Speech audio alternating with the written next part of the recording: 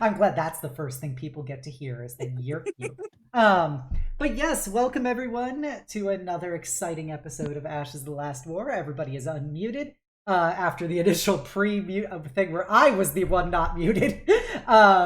But I hope you all are having a great night. My name is Obsidia, everybody's favorite Death Knight, and the DM of this campaign.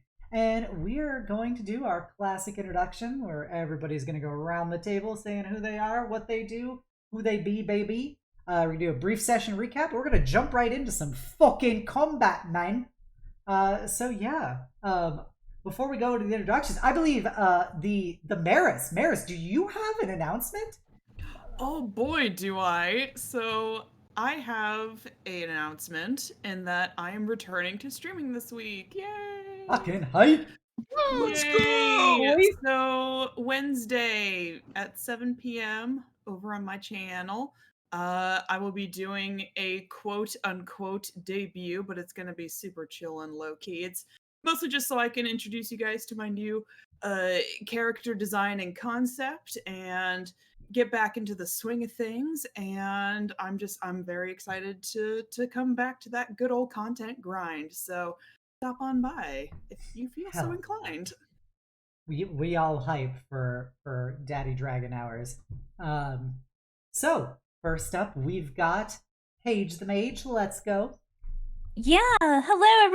That's me. My name is Illya. I'm an elven princess knight when I'm not a time wizard cat girl over here. Play a lot of JRPGs, do a lot of Skyrim, a lot of fun things over my channel, and play Dungeons and Dragons with these wonderful people. So thanks so much for having me. Always excited to be here.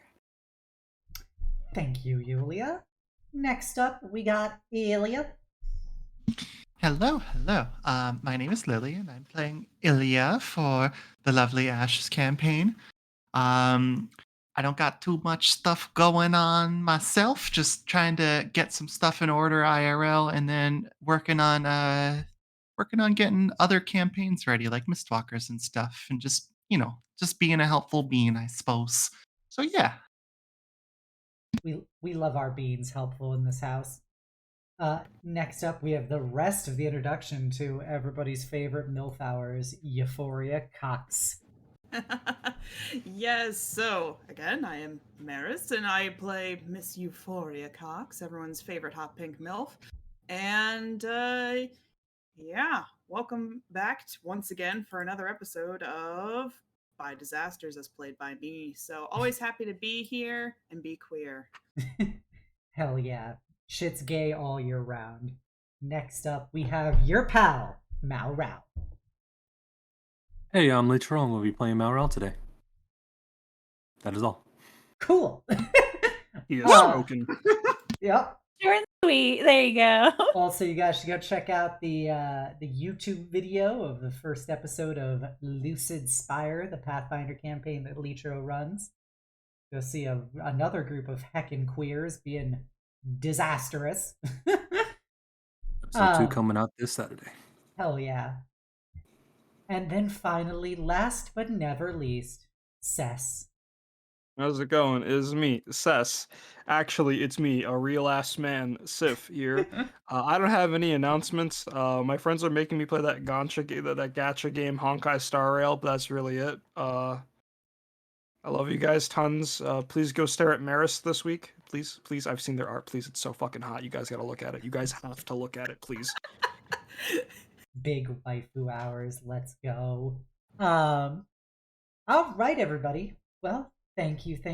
So previously on Eberron, Ashes of the Last War, our party was finishing their time at the charity auction aboard the world's largest, most uncrashable airship, the Goliath, when Paige became confronted by a military man who was charming and dashing and complimented her on her skills, prowess, and appearance, and made some observations about the gathered people here as well as the hypocrisy of the event. Simultaneously, the MC of the auction announced that they would be presenting the Thronehold Peace Prize to the former Brailish commander, Knight Commander Ironclad Eichenwald, who was famous for his triumphant victory at the Battle of Seven Spears against the 7th Siren Lightbringers, and who would later one day become the Ashbringers that have terrorized the continent. And as he was accepting his prize and delivering his speech about his role in delivering peace, the ladies Laver, Esmeralda and Kalina, were talking to Malral in disgust that he was being presented with such an award due to the fact that he behaved so dishonorably and, committed such atrocities during the war to the Lightbringers that it seems in very poor taste, even if they would become the Ashbringers. And with this, the man known as Jay, who was talking to Paige, brought her in close and gave her a final warning that she and her friends did not belong here and that they should leave, and that he was the only one who could guarantee their safety, or at least for a head start. And with that, Paige was given a vision of the past where she saw him wearing a Siren uniform as he stood over an impaled fox-shifter, which she knew oh so well as the Harlequin. And with that, she came to the realization that this was in fact one of the Ashbringers as well. He then proceeded to stride up to the stage, and the other Ashbringers appeared as well, minus one, the Changeling, which was odd, up until the party felt the decks of the ship begin to shake and the ship begin to list as a familiar tune was played over the speakers of the ship that Paige recognized as the one that was being whistled by the red-eyed woman shortly before the terrorist attack that brought down the towers in Sharn that killed her father.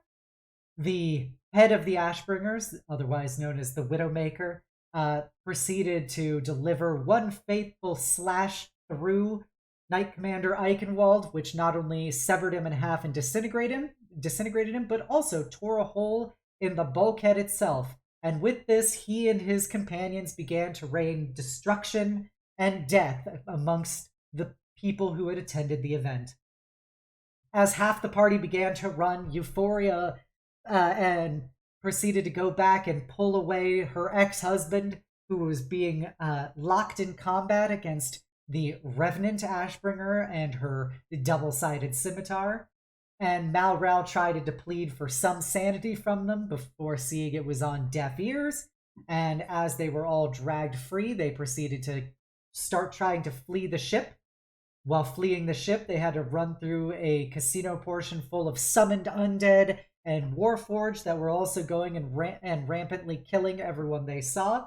They had to battle through it and suffered grave harm, and they managed to last just long enough for the first of their pursuers to appear as the Harlequin herself arrived and began blasting lightning bolts through the various bits of terrain and walls to try and at least wound, but hopefully maim the party. But unfortunately, she did not succeed, and they were able to flee before the rest of her bombardment could come through. And then they were able to meet up with none other than Sky Captain Kairos and his trusty cousin, who came falling through an elevator shaft, who conveniently enough have the one operative airship that's docked with the Goliath itself that they could use as an escape. The party gathered up as many random crew and guests that they could find and proceeded to the top side, where Kairos and Syra began to run over to their airship to get the elemental core running, as the rest of the party have to fight off giant Warforged Titans, which are shooting down the various air skiffs that are trying to leave the ship before it crashes, so that there are no survivors. And Lily is a bully as we enter our wonderful fight. I use one control spell. It's all it takes. again. It's all it takes. The damage is done. Trust shattered. Do it Alrighty. again. Let me get the Alright. So, the top of the round, we have none other than Illya. What do you want to do? I cast Ice Ball. Okay, you're putting it on that giant blue circle over the guy Yeah. that you bullied? Yep, I'm bullying him harder. Alright. Cool, I'm just cool. gonna Cool. You know, it's fine. I didn't want him to participate in this fight, so it's alright. He was just decoration. He was there to set up the stakes. Yeah. Alright, so he has Anyways. disadvantage. In a shocking turn of events, he still failed. So that is 32 damage?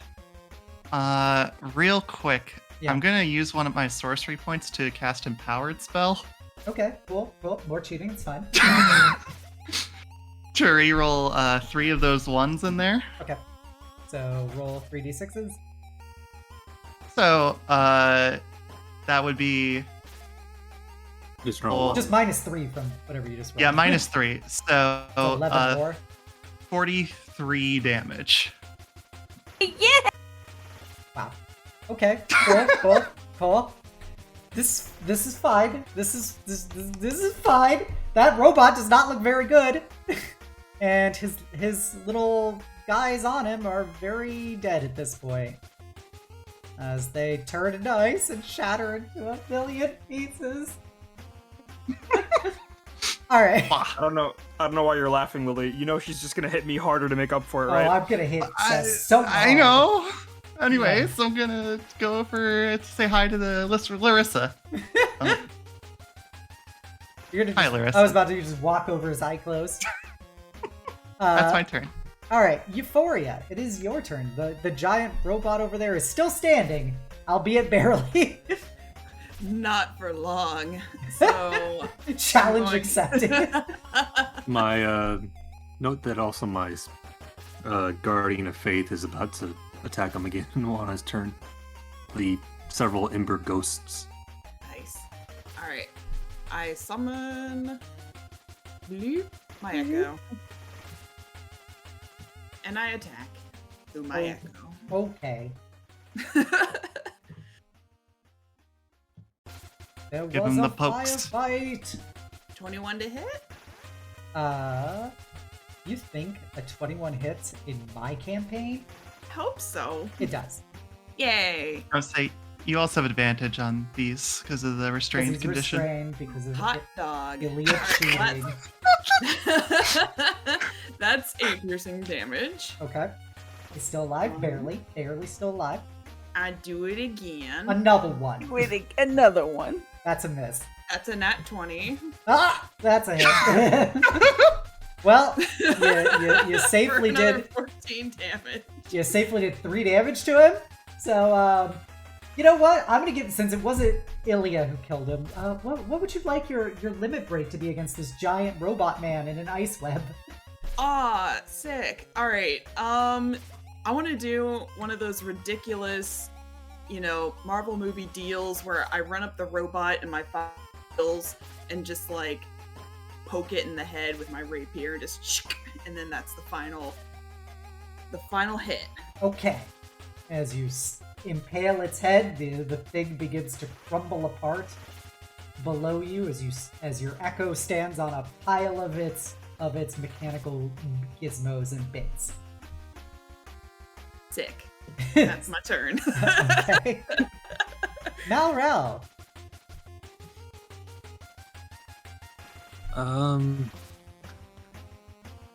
I'll go ahead and move. Could be 5, 10, 15, 20, 25. So now they're all in my little circle. Yep. And then I'm gonna blast the robot in the face with a guiding bolt. Okay. Cool. Throw that guiding bolt. I'll do it at 3rd level, because why not? Ooh, big plays.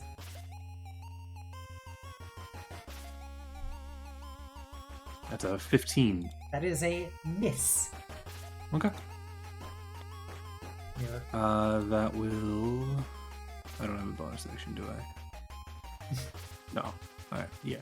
Alright. I will end my turn there. Alright, your bolt just slams against his carapace and just a chunk of metal falls off, but it seems to be soaking it pretty well.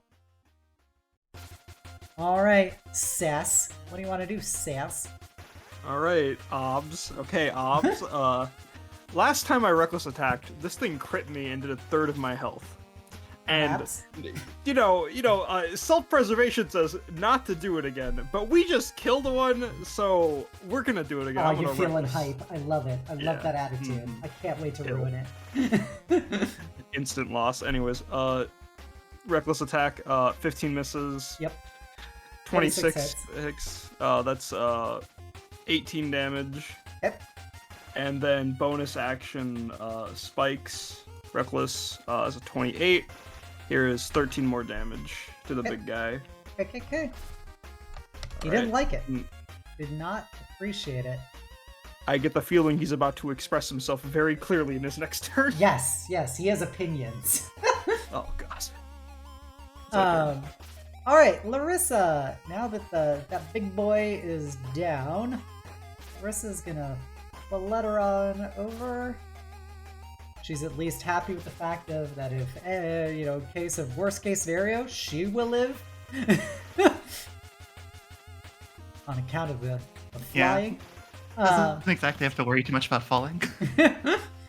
So Larissa is gonna fly over, and she did that already. So she is going to. Seth, do you have Bardic Inspiration currently? Yes, I do. Okay. Paige, do you have Bardic Inspiration? I do. All right. Let's go measure then for. Oh, your boy Malral. All right. Fucking Yay. Malral, actually, hit that thing better with your guiding bolt. Yeah. You have Bardic Inspiration.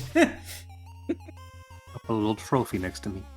All right, and she is going to chuck an arrow at this guy. Are those ballistas on the side of the ship real or just decoration, by the way? They're just from the map. we internet girls make do. All right, so that arrow goes ping right into his armor, chunks out a little bit of it, just a little something. Zyclos is gonna just book it out of here. Runs past the mini ember ghosts currently guarding the exit. Yeah, you guys can do it. I believe in you. We're all fucked. All right, so It's okay. He helped in the first combat. That's more than I was expecting. he also chucked a firebolt in this combat. Thank you very much. Not against the web person because I'm not petty. You can never disagree with an additional fireball. Paige, it is your turn. Right, well, considering, I'm gonna chill kind of back here. Cool. We love being back, and I've got plenty of stuff over here. So I'm gonna go ahead, and I haven't used too many third levels. Ooh, So, spicy. Hey, I'm Sess gonna again. Do it. Just don't get hit. It'll be fine. I'm gonna hit. I'm just gonna use an acid. I'm gonna use an acid arrow at third level. Okay. Chuck it. Oh, that's a hit. Chuck it. Nice. So it's Love- try to see how this is broken down. Alright, so it looks to be 14 damage this round and then 7 on his turn, right? Yeah, I think. Yeah, Okay. that's. Okay. Alright, kind of rude. A wee bit. I see our casters just agreed to be just rude people. So first he's gonna take that 7 acid, and then is it a wisdom save for Spirit Guardians? That's a Malral question. Yeah, not that's a you. Malral question. Yeah, here, I'll go ahead and roll over here. It should show up. Yeah, 16 wisdom. Yeah. But they take 15. Yeah. Nope. He doesn't have disadvantage, Nice. but he also just did not succeed. Alright, cool. His little friends are in the aura too. I know. I know. They're... I'm so sorry. I know. Again, just break web. You know, this is a roleplay. Roleplay heavy. It's like a Telltale game where Obsidian will remember that. Oh, she'll remember that. I have proof of her memories, and it's like the numerous wounds Ces has had to hold on to for the party. Yep. So, speaking of numerous Well, you have 3 wounds, spellcasters in the party, 3 full casters. What do you want from us? So first off, I'm gonna try and squish Ces with a 26. Okay, yeah, that absolutely hits. That's 7 bludgeoning. 7. Make a strength saving throw. You got it. I'm good at those. Yeah. You are good at those. Does a 17. Yep. Yep. So 21 is dropped to 11 slashing. Mm-hmm. And then... Yes? You okay there? You okay there, Tiger? Me? Oh yeah, I'm fine. I was reading the 6 slashing part, but that's only if I'm prone. That's only if you're prone. Yeah, that's all you're prone. Not all of us can read fast. And It's then hammer and axe combo. I'm gonna be petty and I'm gonna shoot Paige with these arrows. No, I'm right here. It's not an advantage, but ah, damn it! Oh man! My pettiness has failed me. I'm right here. Pushes her tail. Oh yeah, so the arrows fly at you, but neither of them are able to land on you, hitting the various bulkhead around you. Illya, it is your turn. This robot does not look very good.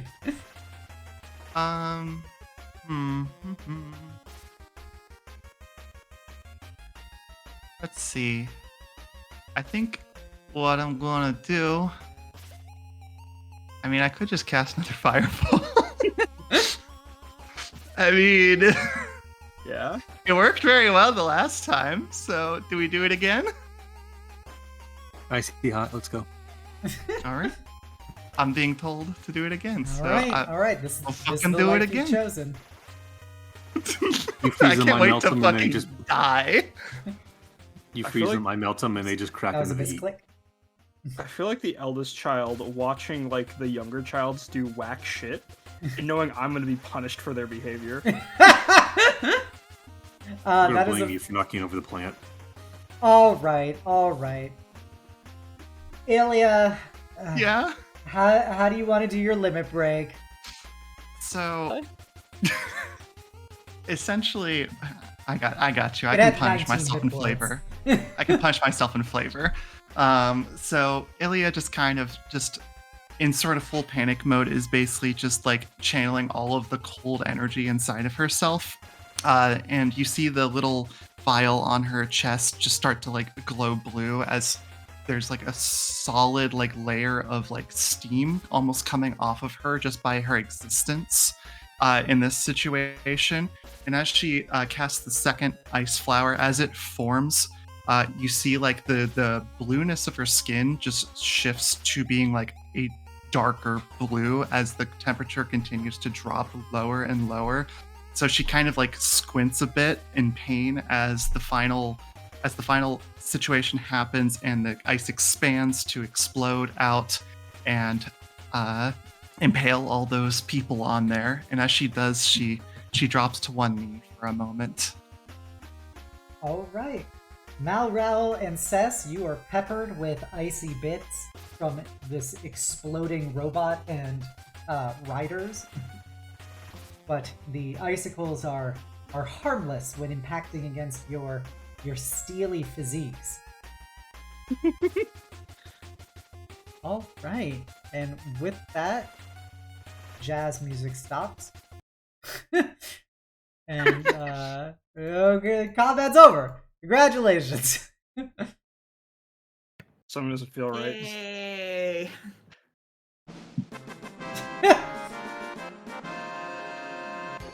It's so weird Paige in the is- combat. Paige It's is like gonna me not. That's good. All right. Illya, especially that she kneeled over, just to make sure she's okay. When you touch her body temperature's probably around like 50 degrees Fahrenheit. Just very cold. She's gonna draw her hand back. Be like, are you okay? It's just it's been a bit of a while since I've had to exert that much energy. S- we should get moving. The people need us to make sure that they're safe. It's okay. Are you sure though? I can help you at least. Let me help you up. And she's gonna, despite the cold, help her to her feet. Thank you, darling.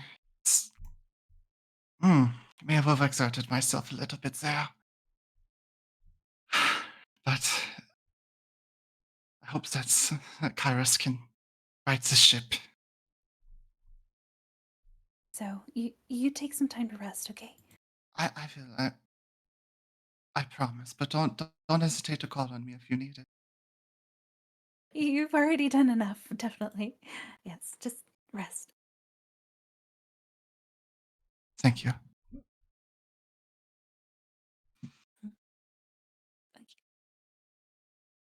So, I'm assuming at some point Kairos and Syrah are able to come back out, right? Well, they're gonna get the ship running. You guys should probably go to them aboard their ship. Okay. In terms of airship efficiency, does having two giant metal bodies slow us down a little bit?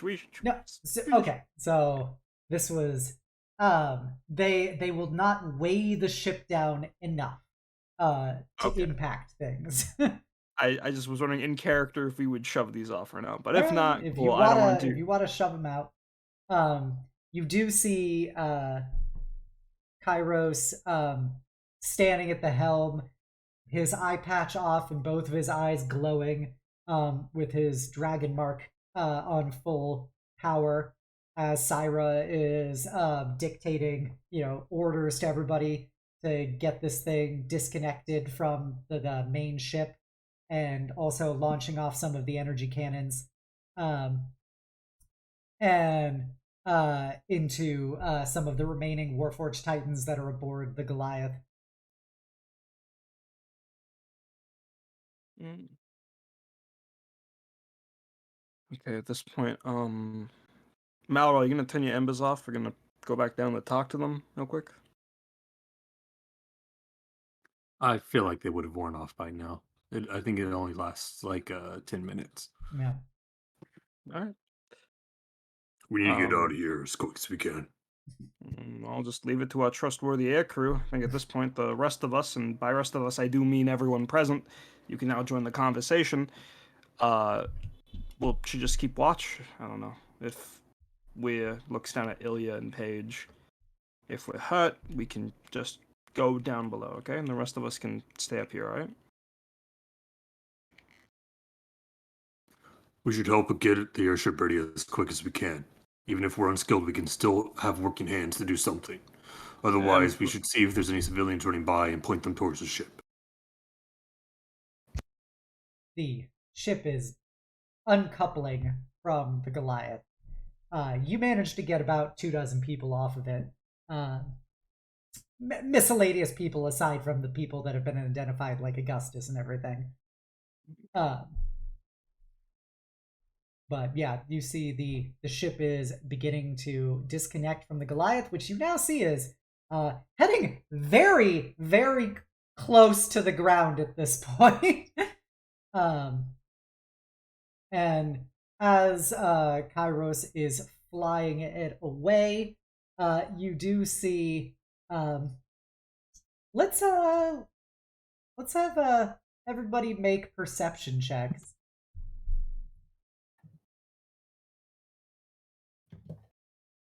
Malral sees it. Oh, that should be made neutral. That's 8.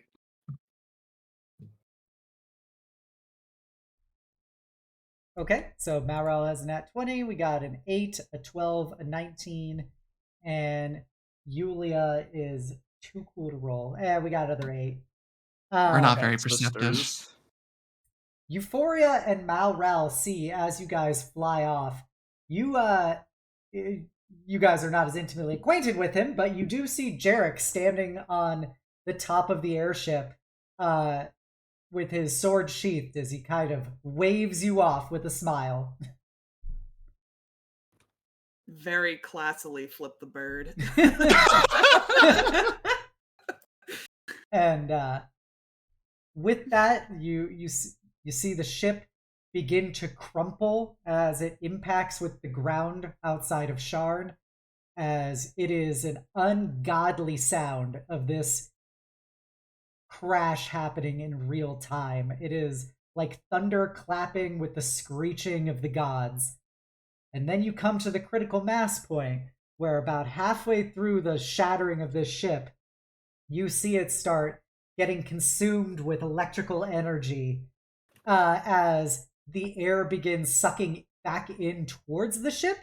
And Kairos and Syra are trying doubly hard to get the silver lining out of this, as it is being pulled back towards the blast site of this Goliath.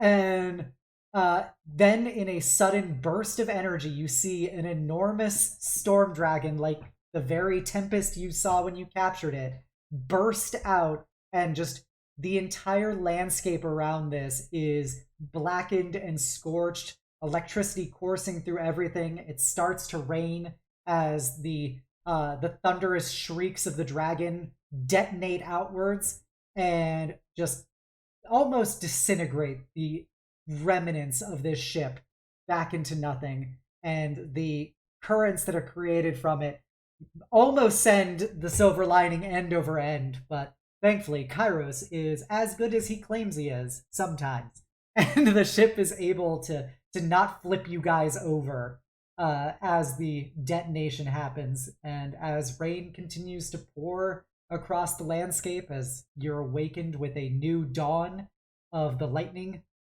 You just hear the whirl of the airship and the pattering of rain as various airskiffs begin, leaving the sky dock on Sharn as you're flying towards it. Is there like we weren't the only airship, quote unquote, to escape the Goliath's downfall, Nope. right? Are there You were other? the only are those airship to get out of there. weren't there any lifeboats or quote unquote They the got equivalent shot down. So we are the only survivors. We should probably tell the dockmaster, some official, about what happened on the Goliath. I think they're gonna figure out soon enough. Does it It look was like hard to miss, but I'm sure they'll question us anyway. Yeah. Is everyone all right? No, As good as we can be. I Mm. mean, Being able to save at least a few folks is more they than used to be heroes. Now I just witnessed them kill millions of innocent civilians. Oh, not millions.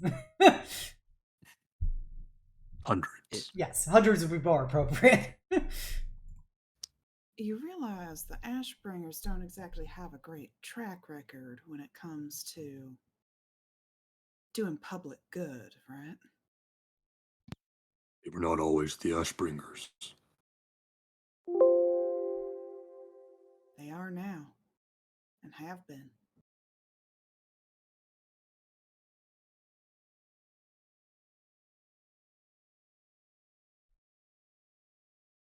I knew them growing up as the Lightbringers. They were heroes. And how I prefer to remember them. What is left is but a mockery. An undead corpse refusing to die.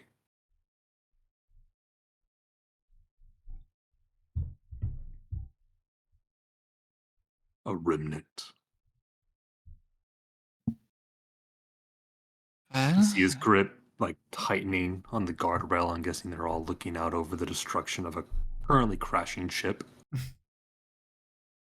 you seem to know so much about them.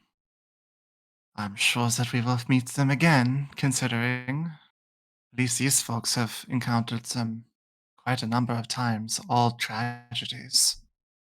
I fought alongside them once.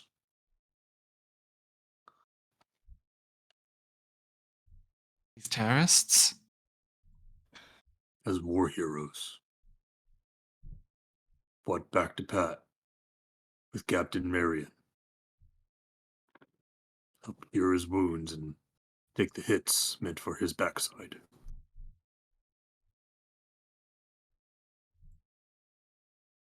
He was a good man.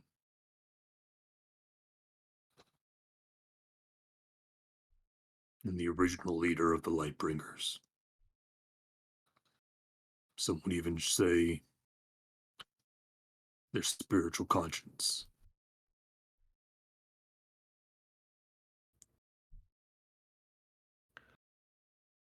Yeah, he was not the original leader. He was their spiritual conscience, correct. He was their bannerman for the unit. Just for clarity.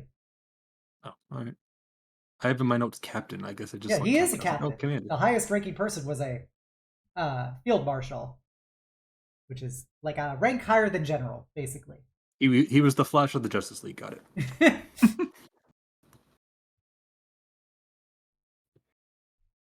Someone else who knows of war. I don't know what these titles mean. They mean nothing to me. Perhaps if you participated, they would. I was fighting my own war.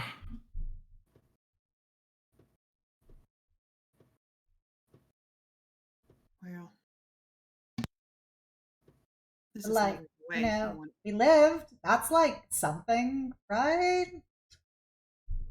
True. True. A lot of other people didn't, though. But That is not the first time I've experienced such a revelation. I think we should collect our thoughts, because the authorities are going to have a few questions. And we need to give all the information we can so something like this doesn't happen again.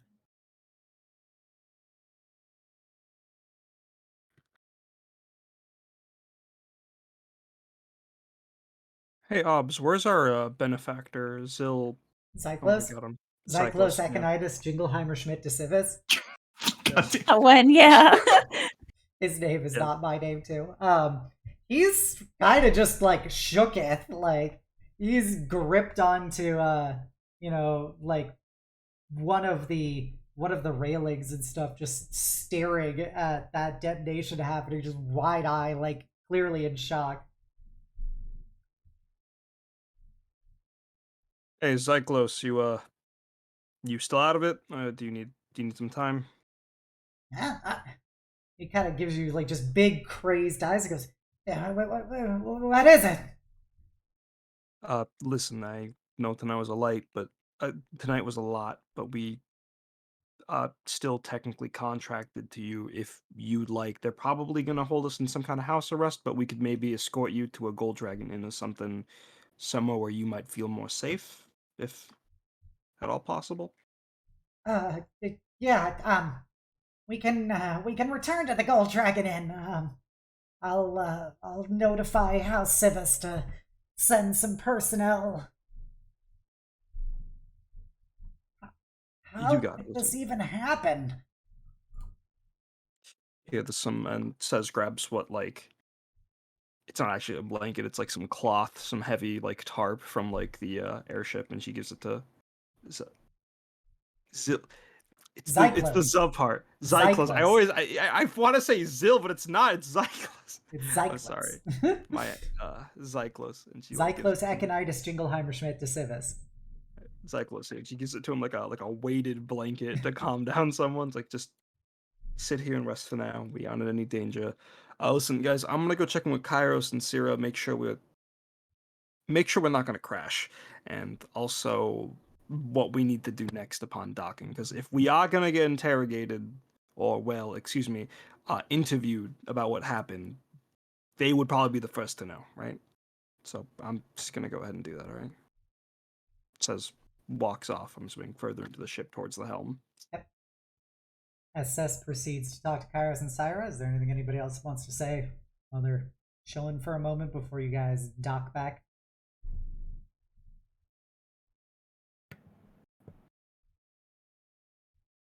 Gonna make some awkward eye contact with Augustus, but won't actually say anything right now. Gonna look over at Paige. She's just kind of peering at her hands. Yeah. Why was he friendly towards you?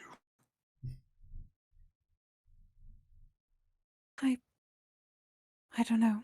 He was saying something about knowing a shifter before someone that was like me, but I don't know what that means exactly. Just was saying I wasn't like everyone else there. Or if it is because you were a mage.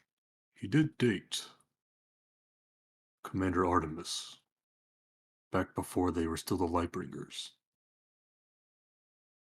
Hmm. Or perhaps I'm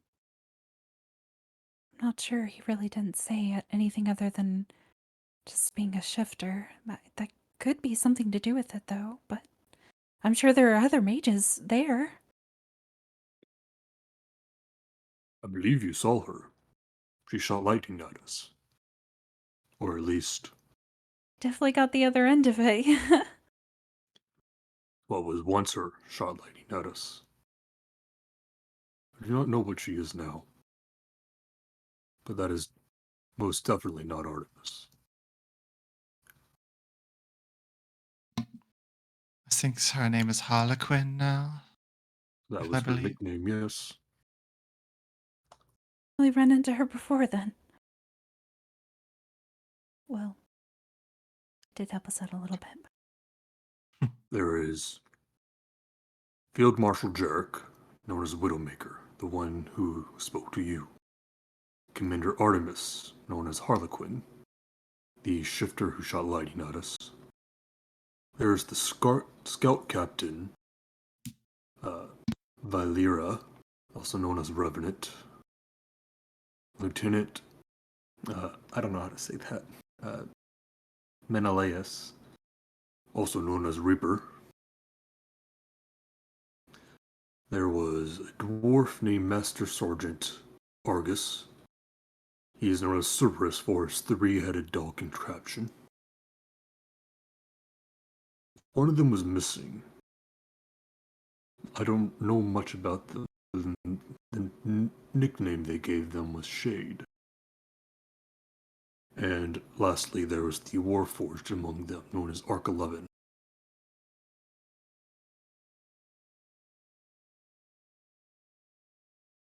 They're all so different now. I feel like I keep seeing pieces from their past and what they used to be.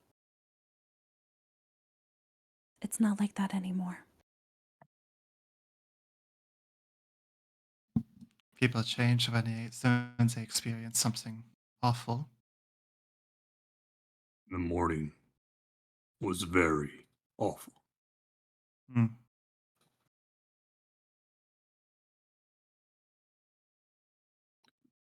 It likely didn't help that it was soon after their defeat. Or they lost Captain Marion.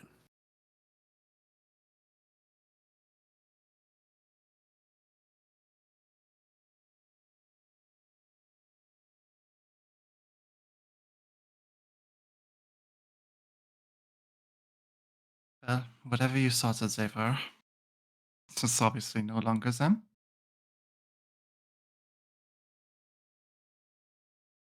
Even though I believe that people deserve second chances after committing atrocities.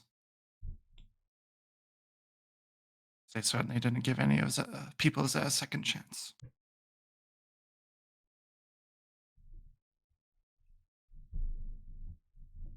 But like, shouldn't they be dead now? Like, if they were on that ship, like, isn't that like problem solved?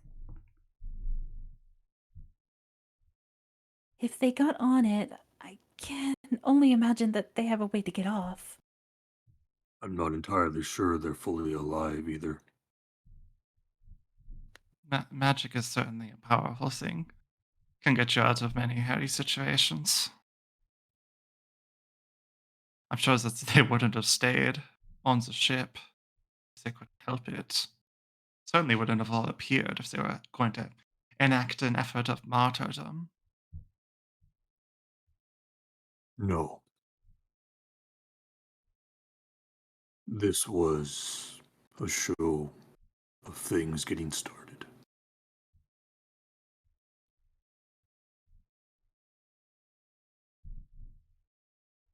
In an opening act. Cess. You see, Yep. you know, you guys are getting pretty close to, the Skydock now, because the Silver Lining makes pretty good speed, and you weren't that far out of the city itself, as Kairos's glowing eyes are, guiding the ship in. Oh, Illya! Oh yeah, that's me. Yeah, what's up? Good work helping get us out of there. I mean, it was a group effort. I mean, literally could not have happened without you piloting. But thanks for making sure all these people could get off. My only regret is I couldn't save more. Did you see any other ships make it out of there? Any other hints that people found a way out? I know all the airships, all the life airships were shot down. Were there any other ways off that you might know of? Maybe a teleportation cycle or something? He looks back towards the crash site, and his glowing eyes kind of dim a little bit. He goes, presumably my uncle would have had some kind of failsafe mechanism to at least get him and the rest of the piloting crew out of there, but I don't detect any other slipstreams that have departed it.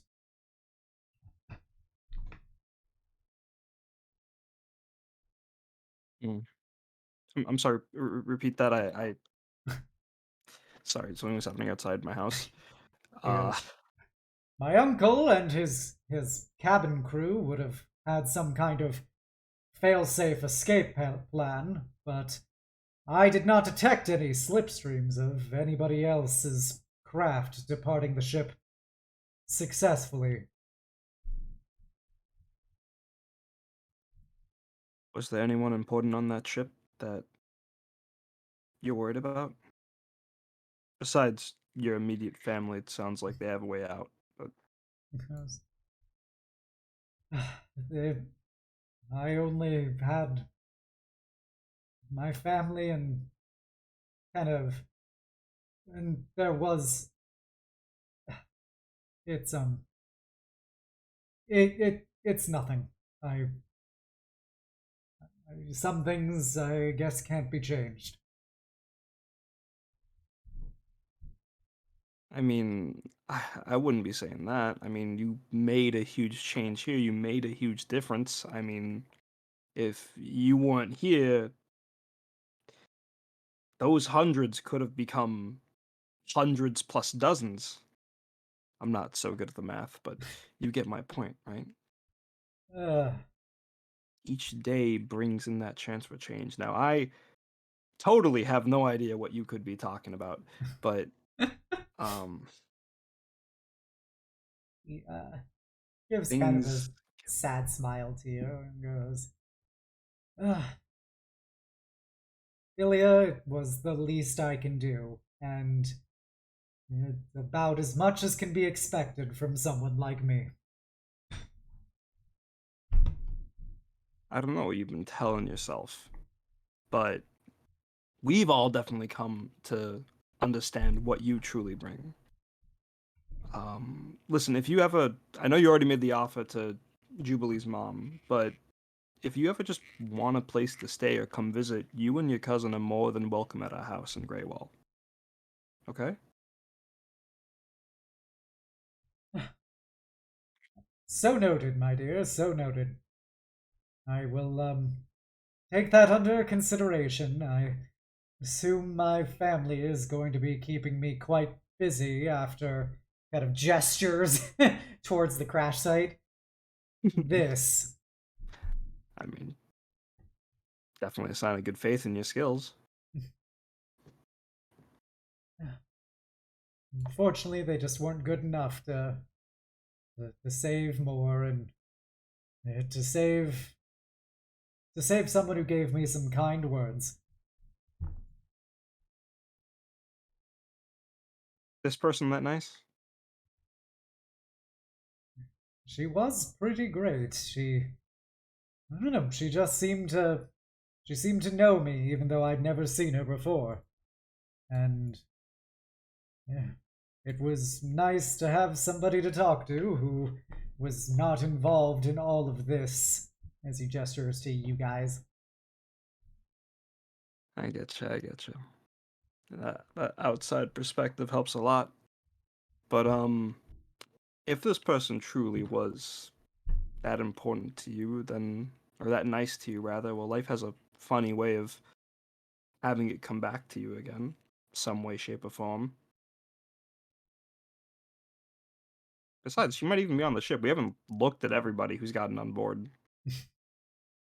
Trust me, I would have remembered somebody like her.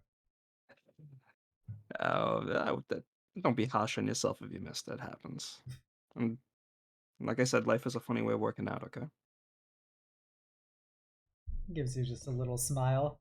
And with that, you guys feel the slight impact as the ship docks in the skydock, and you see there are dozens and dozens of City Watch and House Thrashk investigators, as well as lots of the other house personnel waiting for your ship to dock. And as the link comes in, a group of them will hop aboard. You see a team of humans and half-orcs wearing the House Thrashk heraldry, and they're being led by a female human. She's probably in her 50s, and she kind of looks and goes, "Is this everyone? Is this all that we're able to leave the Goliath?" That we know of. What happened?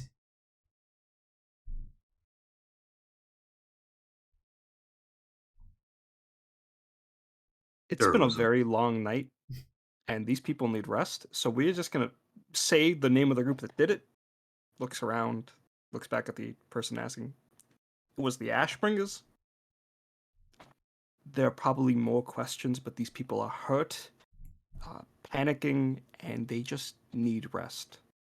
Could we address these immediate concerns before we delve into whatever questions you guys have? All right.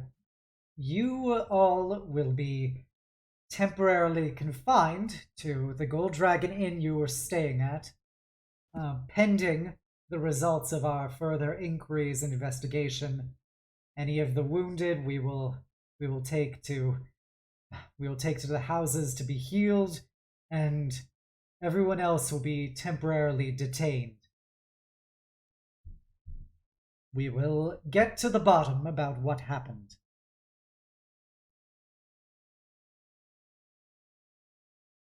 Cool. Okay, Jingleheimer Smith, let's take you to the inn, okay? And I'm assuming Kairos and Sarah will guide the refugees to. Yeah. Yeah. Okay. Cool. All right. And so guards kind of shepherd the various groups of people Various of the survivors will kind of, the ones who aren't still in shock will, be crying and thanking you guys for saving them before you leave. And, they all say, like, you're the only reason we made it out of there. Our life is in your hands. Thank you so much. Thank you so much.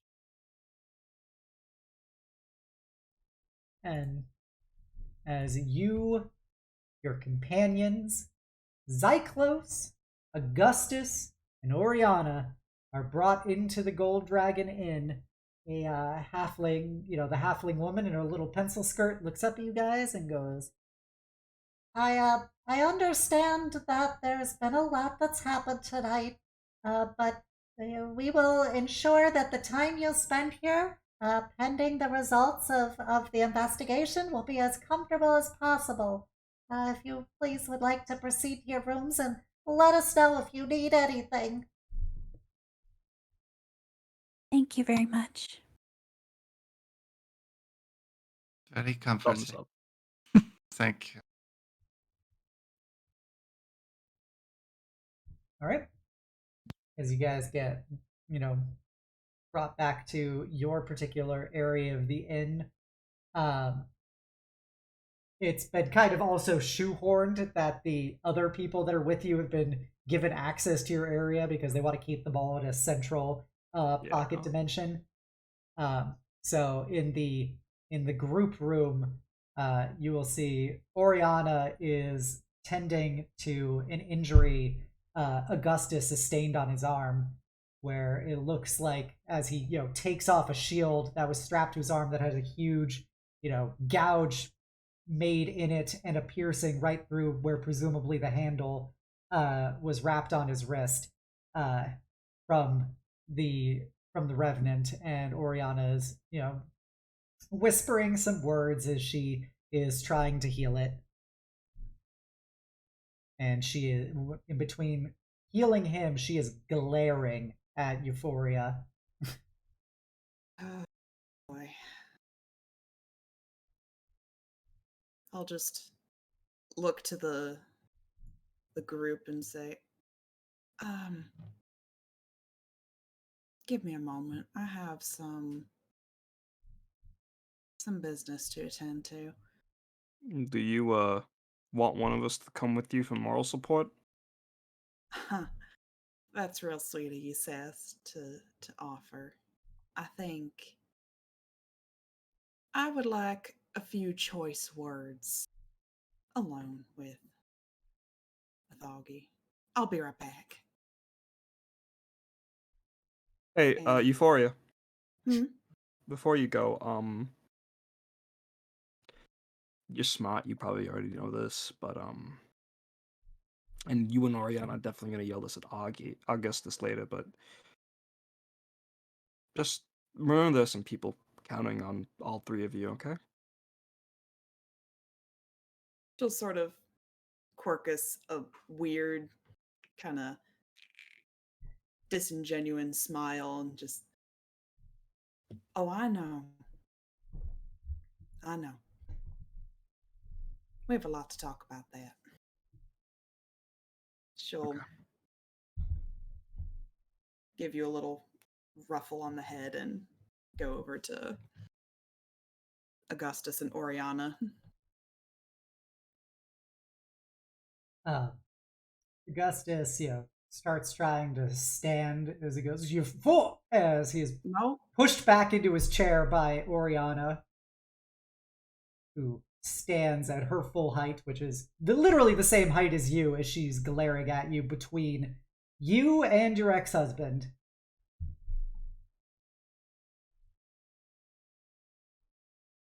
Something to say? The only reason why Augustus has been injured is because of you. The only reason he's alive is because of me. You're welcome. He had only been putting himself at risk for you. I do not understand why. I'm flattered, but again, you're welcome. So you will excuse me if I do not feel amenable to the fact amenable to the fact that you will be speaking to my husband when you have caused enough harm already tonight. If I hadn't intervened, you wouldn't have a husband. Think on that a little bit while I talk to the father of my children, alone. Oh, so now you have some kind of pride wanting to be involved in this. I'm surprised you did not just leave him there like you have left this family time and time again.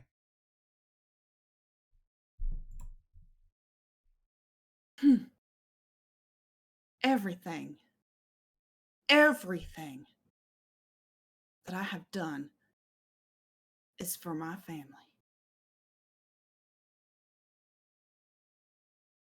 Everything.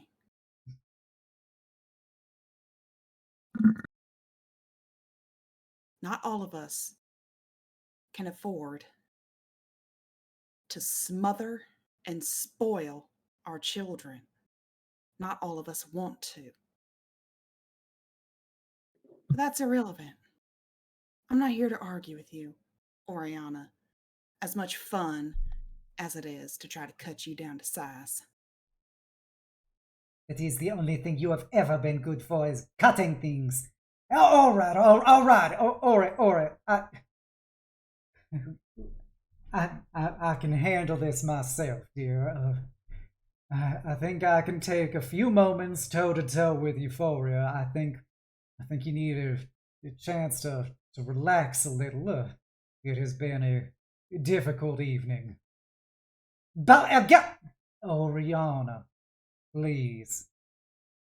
Yeah, she glares at Euphoria and starts muttering under her breath curses and infernal as Augustus kind of moves his left hand, where the cut's still recently healed and scarred on him. He goes, all right, would you like to go someplace a little more, I guess, alone? Not this time, Augie. We can't have you moving around just yet. You all right? You know how it is. It's all a part of the job. Right. How about you? I'm all right. I'm all right. These companions of Juby, they're good in a scrap. But I'm sorry, Augie. I am furious right now. I really am. I can only imagine you and Oriana have that effect on each other. I'm not talking about Oriana, not this time. I'm talking about you. What about me? If I hadn't stepped in, you were truly stubborn and boneheaded enough that you were going to go down in a blaze of glory with that ship. I was trying to protect you. Don't need your protection. But you know who does? Magnolia.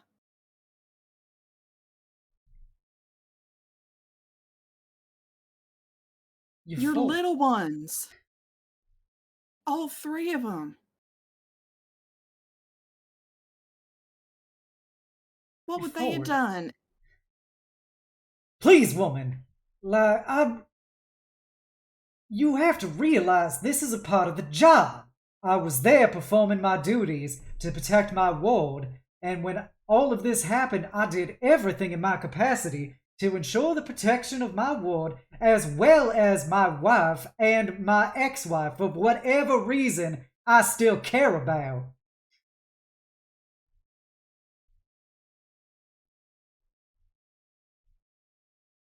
The job was first priority then, huh?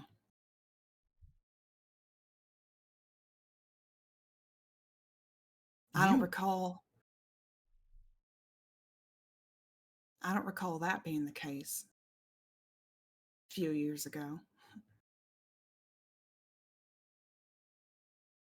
Would you have expected me to just sit back and watch as they unleashed harm upon you and anybody else that I had the power to intervene for?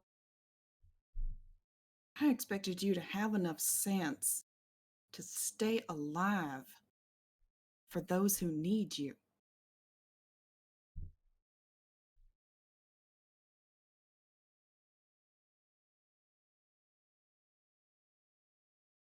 We already lost Juby.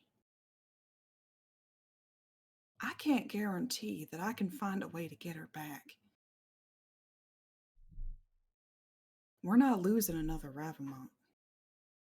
We're just not. You hear me?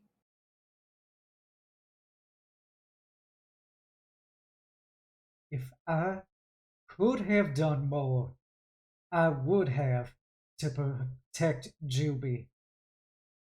We tried. I tried. And I'll be damned to all the hells and the infinite layers of the abyss if I was going to sit back and watch my stubborn ex-wife die to some terrorist when I had the ability to intervene.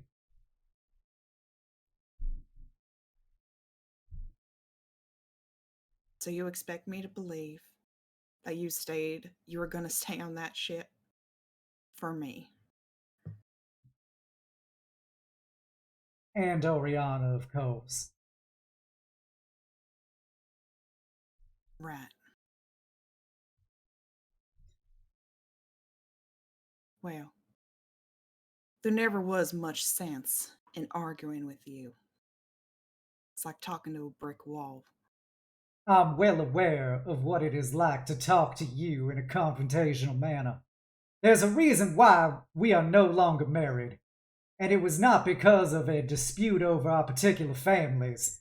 It was always because of us.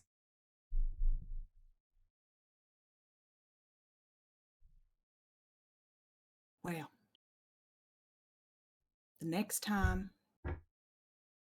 you're back home, comfortable and quiet in the Ravamont Manor, and your little ones run to the door to greet you,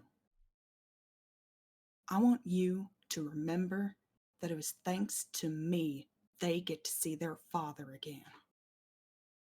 She's going to turn around and just in a huff and go. He's gonna try and grab her wrist before she leaves. And you happen to forget the fact that I ain't the only parent to those kids. And just because I was willing to do this now doesn't mean that you have any right to claim that what you doing out there ain't gonna deprive my girls of their mother. We may not be together, Euphoria, with good reason, but you still have a role in Magnolia's life. And if I have anything to do on this world or anyone afterwards, it will be in Juby's as well. So don't you dare try to simply run away from me and run away from them, thinking you on some Lone Ranger crusade of your own. We've always been a family, regardless of whether you've been there or not. Because those girls, they need you, even when you ain't there.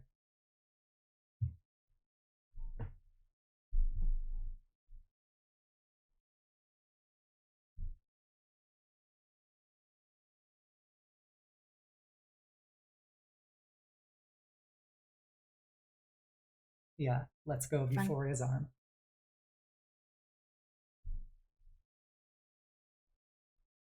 I did everything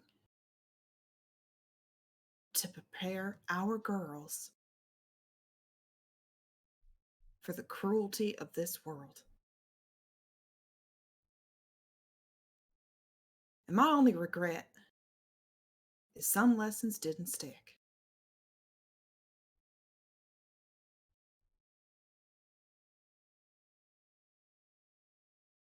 I'm going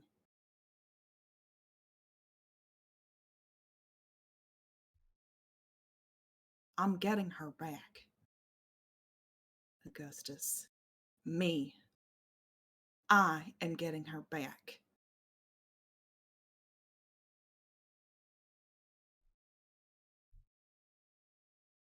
While you're off, continuing like nothing changed. Bodyguard to the nobles. How I'm doing everything. dare you say that I'm acting like nothing changed? I've been putting everything I can, all my resources to bear, trying to find any possible way to get my daughter out of whatever arrangement she has gone into with the Fae. I have contacted druids, priests, wizards, sorcerers, everybody I can. I'm using the money that I get from jobs like these to pay for this, so I can do anything I can to see my little girl again. So don't act like I'm just sitting on the sidelines of my own life. I would do anything for Jubilee, and I will do anything for her. This ain't your crusade by yourself, girl. Don't you ever forget that.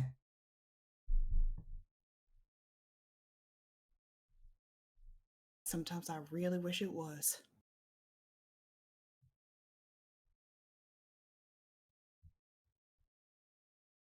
Well, I've given you an earful. I imagine you might get another one from your wife. I'll leave you to it.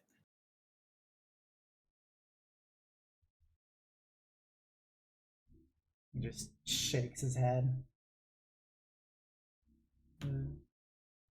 Turns back and goes goes to sit back down as Oriana comes back to him. And she continues to stare daggers into Jubilee as she starts, just kind of whispering to Augustus. Let's give a huff and a shake of her head. She doesn't have the energy to fight Oriana right now, much as she usually would in this situation, but she'll return to the group. She has that false appearance of being calm, but like if you were to look closely, she's got like the metaphorical steam coming out of her ears. Like she is so furious right now. Just goes back to the group. Please tell me there's a bar in this room. Yes, like, there is a bar. She's gonna pour herself a very stiff beverage and find an open seat in close proximity to the group. Okay. All right, as you knock back your bourbon, Illya, I believe there was something you wished to say to Ces. Yeah. Oh boy. Argument time, baby. How do you want to start this? Yeah, so I could say a quick thing to Paige if you want that as a trigger. Yeah, if go she's for here. Yep. Paige, you there? I am. Hey sis, you okay? I'm. Can anyone be right now? I don't know. I mean, as okay as you can be after watching what's probably going to be an international tragedy. But aside from that, from like the rest of today, are you fine?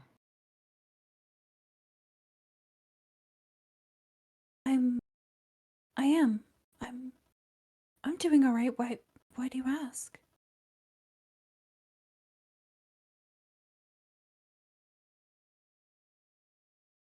Huh. I just listen, we're gonna be in this really tense, very tense, highly tense room for the foreseeable future. And I know between arguing about my dog, she says looking at Jingleheimer Smith. That's easier for me to memorize, I'm sorry. Back the page to your criticisms of what the pig should do. Don't want to start anything while we're here, okay? I understand. I mean, you've made your decision, and I've made mine, and I've let you know how I feel. And I know if this ever bites me in the ass, you can. I know you guys will do something about it, don't worry. I wouldn't have to, but I know you've made your decision. Not all of us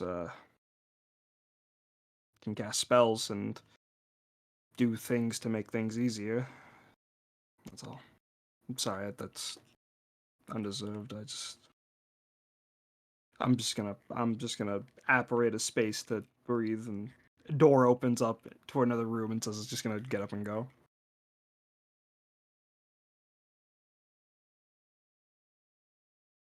Opens her mouth as if to say something, but just closes it and lets her go. Ilya, kind of watching this conversation, just takes a look over at Paige and says, I'll, I'll try and talk to her.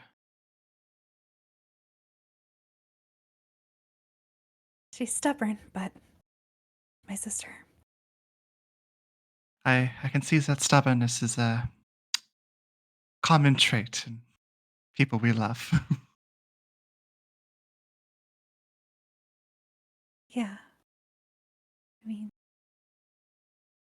go ahead and try to talk to her. I'm sure she needs someone else to talk to as well. So If anything, I can help her cool off. you are good at doing that. All right. She'll stand up and kind of go walk over and knock on the door that Sess made. It's unlocked if you want to just walk in. Do you respond to the knock? She's trying to be polite. There isn't a response, but it's not like she slammed the door. Hmm. I don't know. She'll just quietly open it and just say, Sess. Uh, as you look into the room, uh, thank God for how fucking amazing the concept of the gold dragon in is. You see a like sea of clouds. Obviously, you can tell the room itself is not that big, but the entire floor is like covered in clouds, and it's pretty much the view from the Goliath prior to everything happening. It's how beautiful that sky looked prior to its crash. And from like the floor of cloud, a single arm pops up waving towards you. Already longing for the times that we lost tonight, aren't you? Are you, Sess? It was just really pretty. And Spike likes the color a lot. Blue Uh, or it's uh, white? it's the reds. Hmm, of course. He's Kind uh he's somewhere in the clouds. I'll find him later. But what's up? just I couldn't help but just notice that, well, things aren't exactly working in harmony in our group at the current moment. Well, let's see. Let's go down the list of things that have happened in this group without break. Paint. I'm just gonna put that there. We don't have to open that box. Juby, another box I don't feel like opening. Let's skip a few of the other ones, because those are painful to the people to you immediately here. Like, I'm not gonna list examples, just say the Seekers in general, and international tragedy. Or national, maybe it just affects the area around Sean, but it's probably international. It's I don't think anyone is able to cope with this right now. No, and I don't expect you to be able to cope with it right now. I, for one, can't exactly talk very much about how to cope with things well. Hmm. You're doing a good job of it though now that you're finally able to, yeah? Trying. Really, I just reset myself to a bit of a zero state. And Hey, going from there. Are you gonna like stand by the door? Or are you gonna come over here and lie in the clouds with me? You know, I never had the opportunities. That does sound lovely. She'll close the door and kind of walk in and just she won't immediately just like fall back, but she'll just kind of like kneel down before like kind of letting herself like go to the side and have her hand prop herself up on the cloud. Just kind of look down. Magic's so fucking weird. I feel like I should be falling, but I'm not going to. It's No, this weird state of I'm here, but I'm not. Like, I should be dead, but I'm not. You know? It's strangely comforting. you shouldn't be. What do you mean? You shouldn't be dead. She like as she says that, she just gets up, like she doesn't stand up, but she like gets up from lying down to like sitting up and just gives you the stare of like you and I both know there's been way too many close calls. But we always make it through. Yeah, and it's not like I don't have a bit of help, and I'm assuming at this point Spike would have crawled back up onto her jacket.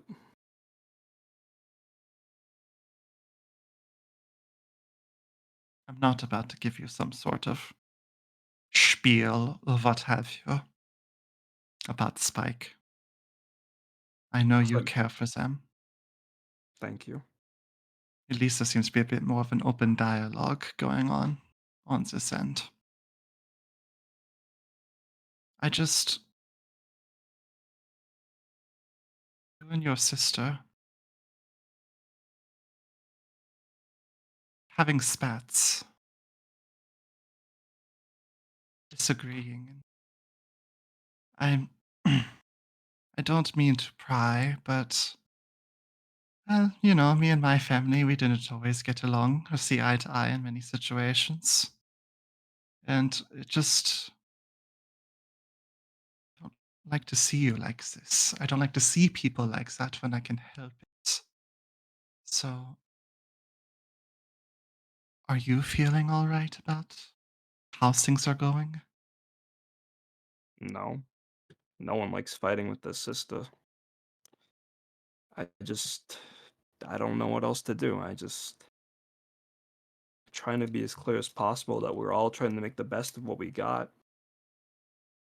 As much as I know that Dale armaments are dangerous, Spike so far hasn't, and well, I didn't want to call out Paige for this, but if it wasn't for Spike, I wouldn't have been able to react the way I did today when I got stunned.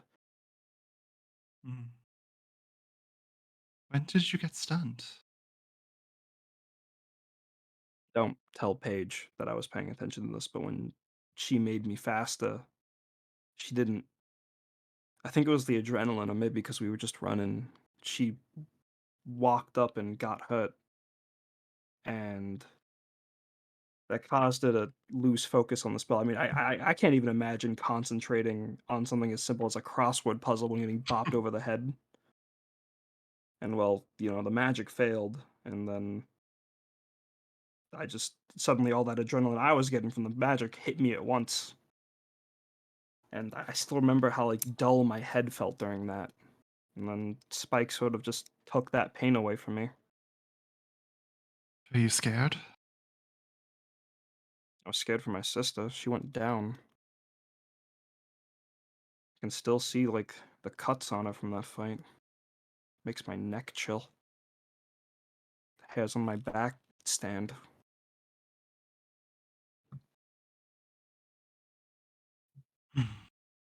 So even in that moment, you were only thinking about her.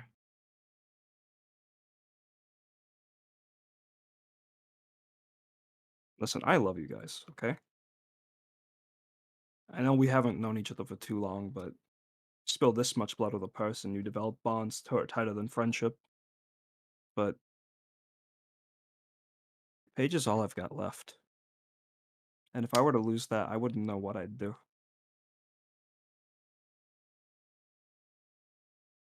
Listen, that makes two of us in a way. I've only got my sister left. We don't Where's she? see each other very much, but I know she's doing all right. Lily, you said Ilya was like against the wall, right? Propping up with an arm. She's laying on the cloud, but just like kneel, like with her knees, sort of like it's hard to describe the position, but like the where you're like your knees are on the side and you're sort of like laying sideways with the hand against the cloud. I get you. I get you. I get Mhm. you. So I'm still imagining in my head that you're a little further away from Says. So like the cloud sort of like shifts Says over to you like a Roomba, and like prop her head up against your thigh, and it's like you you never mentioned your sister before. At least I don't think so. You're right. I told you about my siblings that I had two. One named Esteval and one named Acorn, but aside from that, Esteval's here and Acorn is out, well, who knows where. Living her life, sure.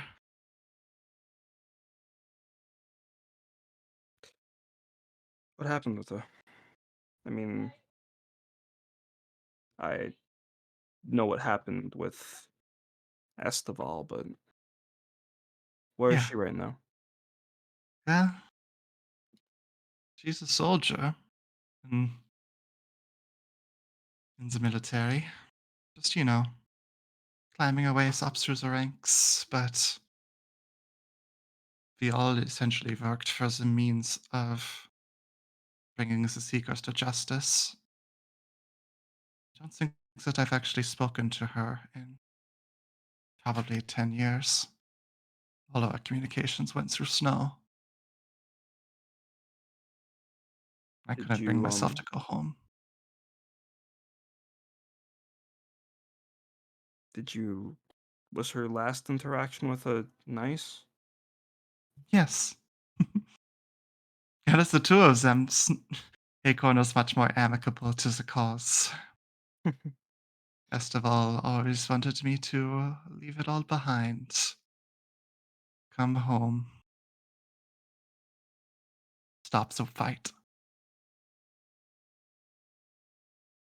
I can't blame them. That's a very nice sounding option some days.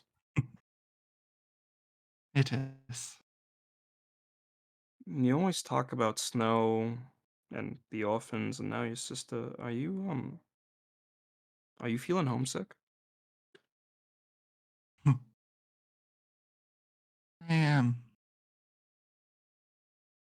I miss them. Sure that they probably don't even remember me at this point, but I don't know. Could use at least a little bit of a break and come to terms with some things. I don't think anybody could ever forget you, Ilya. Because But they only knew me as Thruel there. mm, That's a face I would prefer that they would forget. then help them learn about this one. She puts her hand on your cheek. Besides, I get the feeling. I mean, after all this, they're probably gonna give us some job, maybe something to do with the Ashbringers, and maybe we should try to enjoy our time before that mission. Okay. I came in here inquiring about you, and you managed to turn it around. You do have a bit of a skill in that, don't you? I you see the clouds like form little earmuffs around her head. Listen, Cess. She's gonna put her hand on Cess, and it is warmed up a bit, but it's still much colder than any flesh really should be. Hmm. You know that you and Paige and Juby means the world to me, and I just want to make sure that you're keeping yourself healthy, keeping yourself well. I know that this is a lot of pressure, and by God, we've experienced yet another tragedy and a long string of misfortunes. But you know that we're here for you, both in the physical way of helping us complete the mission and, you know, make sure that you can stay sane in this crazy world.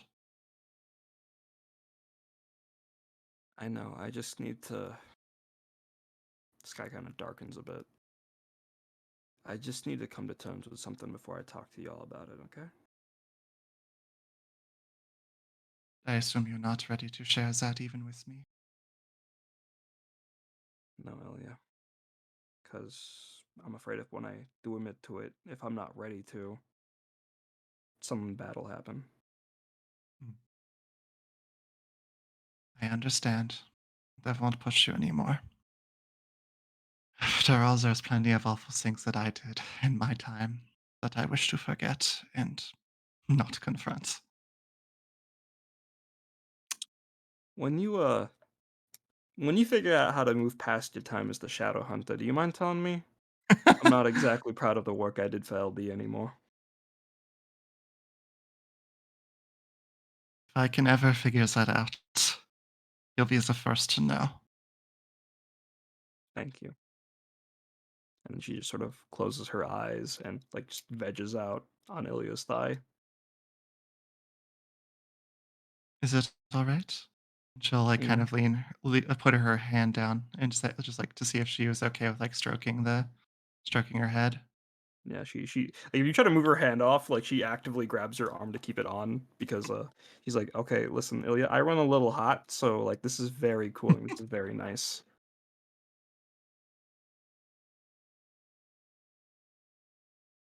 I understand.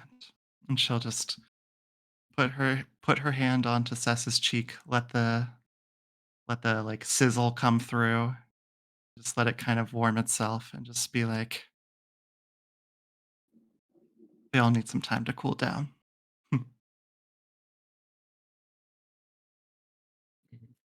And assuming things doze off from that point. Mm-hmm. All right. In the coming days, you guys will be interrogated by House Thrash about what happened. Does anyone wish to deviate from the events that actually transpired in the way that you describe it to House Thrash?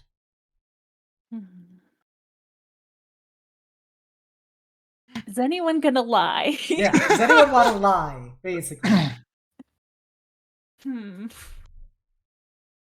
I'll just say that Illya did not see enough of what actually happened to be able to lie. I don't think that Paige would initially mention that one of the Ashbringers came up to her at first and warned her to leave. Your communication with that Ashbringer will get, relayed from one of your other compatriots who is not lying. So you will get confronted about why one of the Ashbringers was talking to you. Presumably, I don't think you said them any detail besides the fact that you were different and should leave. But they will kind of probe you on that. What will be your response to that? Just that she didn't know who it was at the time. Okay. Yeah. All right. After the first 2 days of getting all the interrogations, you guys kind of hear it through the grapevine that it's all over the newspapers about the attack on the Goliath, and that it's already been leaked that it was an Ashbringers terrorist attack, and that the one thing that is odd is that the Heart of Darkness is missing from the crash site, from that massive detonation and explosion and everything. The Heart of Darkness itself, it was not detected on the site, nor were there anything besides the slightest residual kyber radiation from it. So, as opposed to it being destroyed, it seems like it was taken from the Goliath, which is an oddity. So that's all over the newspapers, that the Heart of Darkness has been stolen in addition to the terrorist attack. And in your final like day of house arrest, eventually House Thrash will, that woman will approach you guys and say, "All right, we've seemed to have learned everything about what happened and corroborated your stories with those we could. Um, we are deeply sorry that you had to go through the experience of what happened aboard that ship, but you're free to leave the inn."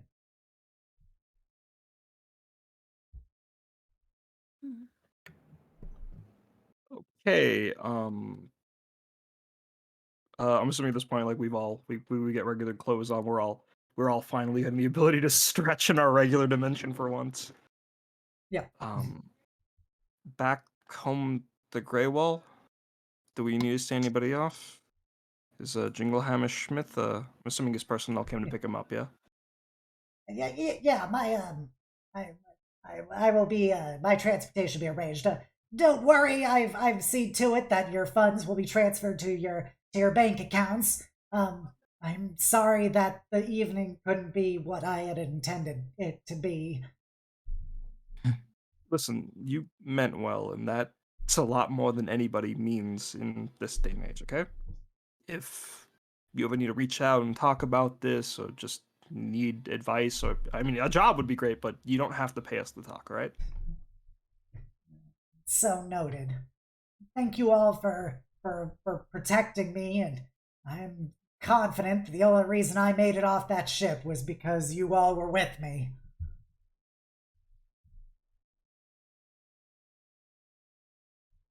That's one job completed successfully, at least. I want to go home. I want to eat Lily's cooking again. Let's just go. Instead, Let's go. Yeah. oh, out of character because I'm a little gremlin. Did Euphoria get to say bye to Augustus and Oriana? That's a great How question. does day 3 plan? Like, as you guys are getting ready to go your separate ways, as they return to the apartment in Sharn. I feel like Euphoria would get a little bit of her spunk back, a little bit of her energy, a couple days later. So, like, instead of doing like an actual like bye, like see you later, we'll be in touch sort of thing, she just it may be very immature, but she really wants to get back at Oriana. So she, as they leave the room or whatever, making eye contact with both Augustus and Oriana, Euphoria will just give a little wink, blow a kiss, and off she goes. So Let's go. you Slay, see girl, slay.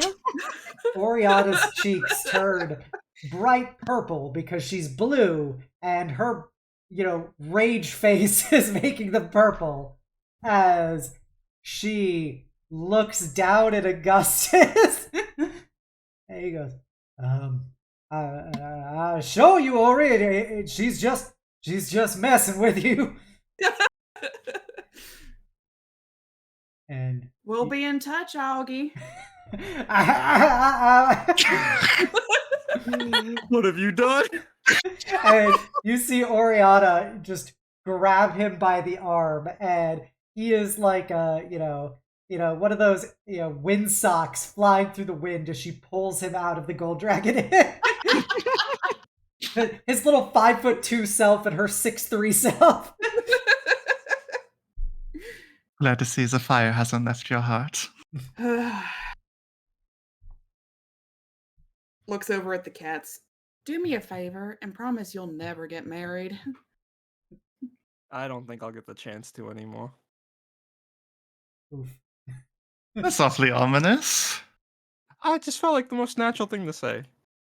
Oh, and before you feel the need to answer that, just so you don't have to, I snagged these, and she hands Paige a box of Sharn, a bag of Sharn snacks. I cannot think of a funny brand name pun with Sharn. This world's equivalent of Takis. Here you go.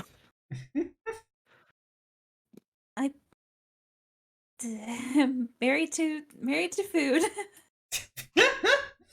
We don't get we don't get these like processed snacks back in Greywall because everything's like handmade. So it's just nice, is all.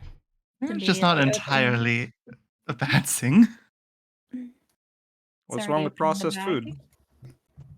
Nope, nothing. Mouthful of Takis. All right, are we going now, or Yes, the Yulia eating ASMR section. Do you guys wish to return to Greywall? Yeah, I miss Lily's cooking. Oh, and like everybody else too. All right. Yeah, I feel like some art therapy is in order. So All right. Sorry, Illya. I was gonna say, I just said absolutely. Okay. You guys take the lightning rail back, which was probably the safest form of transportation right now by comparison. House Orient is definitely going to profit from this catastrophic error by House Leander. Stonks. I wonder if it's connected. Bum, Just bum, this play. bum. Sorry, what'd you say, Litra? All going perfectly to plan. All according to Kaikaku is fucking paint over here.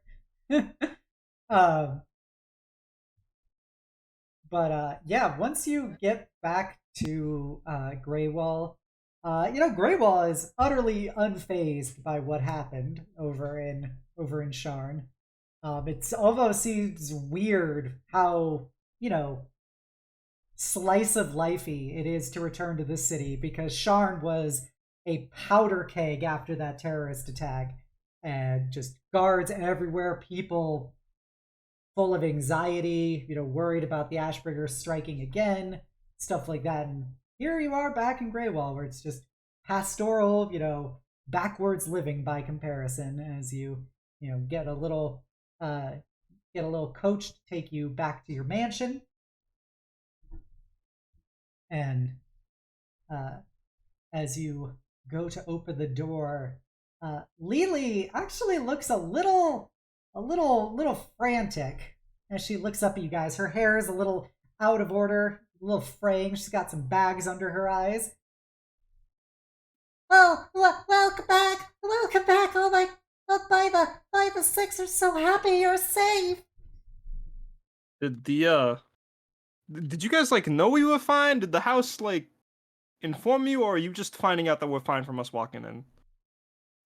I heard from the people in the enclave that there was an attack on, and it was the place that you were going, and that there was only one thing that made it out of there, and it was an airship. And I just assumed that if anybody was gonna survive, it was gonna be you. We appreciate that faith, Lily, but it turns back to the party. We really gotta hammer down informing everyone back at home to our well-being. There's also Sylvana's been acting very strange for the last day or so. She said that she has something very important to tell everybody, and she's been kind of Is Sylvana acting strange normal? Oof. Damn. Fucking slaying this bitch, and she's not even on screen. Yeah, it is. So, every time he's met her, I know, it's a valid statement from Malral. However, damn. But yeah, she's been frantic and talking and nonsense, and she said that she needed everybody here, and it's very important. It could be disastrous for everything. Okay. So that sounds like a bit more than a bit of missings us. Yeah, let's calm down a moment. Let's get in through the door first and first foremost.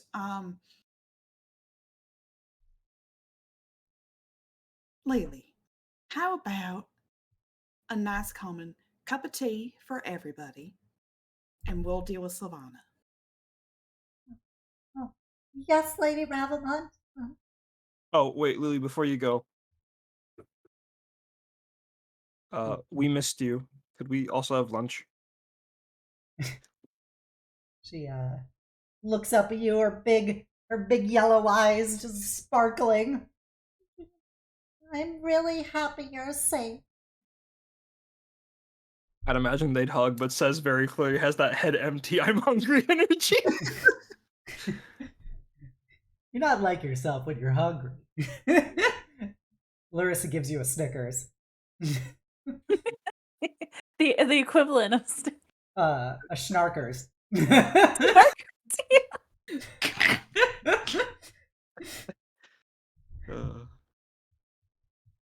All right. Yeah. Oh yeah. So she goes off to make tea. I'm assuming the party as a whole goes to Sylvana's room, where presumably she's holed up. Yeah. Yeah. Who wants to be the one to open the door or knock on it? Malral takes a step back. I can do it. You sure? I'm Yeah. fine doing it. I just okay. You go for it. Okay. She's gonna walk forward and knock on the door. The sorry. Mhm. Say what Nope. you were gonna say. She was just gonna be like, hello? The door like very briefly flies open. And you all have like a brief look at the interior of Sylvana's room. And it's much like what there was a preview of many episodes ago, where the walls are just covered in like maybe 15 different languages in arcane nonsense as far as most of you are concerned.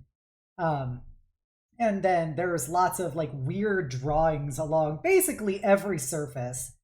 And it you notice there's clearly summoning areas where you see some reddish stains on the floor, and you see a rather disheveled looking Sylvana, who she seems to be like glitching, but it seems like there is a bit of self-awareness about it right now.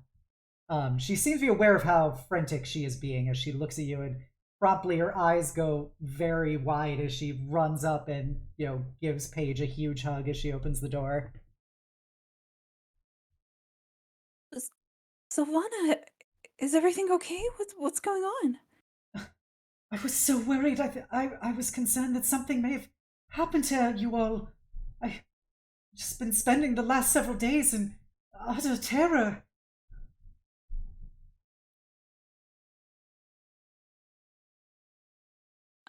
I'm so sorry. We couldn't really do much. We were under house arrest. We couldn't go out. I'm sorry we didn't message you. No. She seems to be like trying to actively control herself, but she kind of backs off of you. You don't have that feeling of like, grating electricity on your skin anymore once she stops hugging you. As takes a second to breathe, and Paige continues to perceive her glitching as she's standing there, but she seems to be calmer right now, and she goes, I'm so thankful all of you are alive, and I saw in the papers what happened, and I have something incredibly important I need to tell you all. If you could please get everyone together, and I can explain it, and it would probably be better than in the hallway right now. Of course. Paige's gonna turn and kind of look at everyone. Do they also notice the glitching as well? Nope, only you can. Really? Okay. I'm assuming we still get that like weird aura off of you her. always get That's the just weird fucking creepy. vibes from Sylvana when she starts acting like this, but you don't see her physically like shifting through planes. Is there anything we can grab you, like tea or anything? Would any of that help? No, I'm fine. I'm fine. I need you all to be patient, and I need you to be understanding, for there are some very significant things that I need to discuss, and I I hope that you all can still look at me the same when you're done. Do you want us to bring everyone here? Do you want to do it over tea? Well, If she that did helps you mention that remain. it would probably better not to Oh. do it in her hallway right now. Yeah, my bad. My bad. Cup of chamomile tea, and we'll see you downstairs. Did you say chamomile? Yes. It's chamomile, right? Oh. You guys don't call it Camille? It's Chamomile. chamomile. Oh, it was camel toe. Chamomile. No. Oh, you want to know about a camel toe? No, dude, it's No, not wait, All so- right, this was no, a bad attempt at comedy. Sylvana, you take all the time you need. We'll be downstairs. Sylvana gives you all a very kind of forced smile as she gathers some things in her room and closes her door.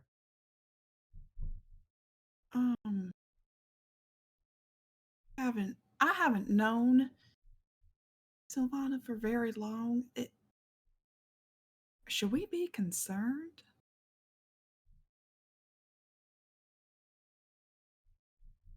I think so. Actually. Seems normal to me.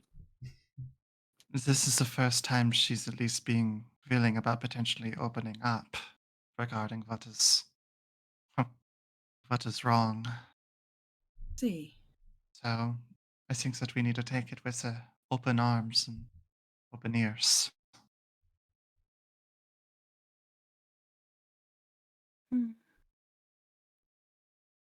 Like, yeah, if right, we should.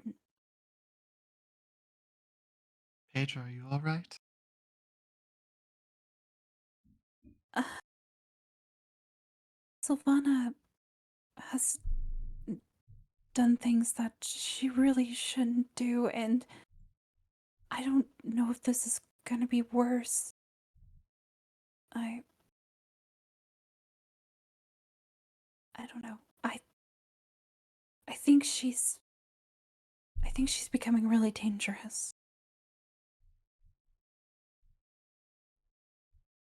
We should Are be you- careful. To herself? Or.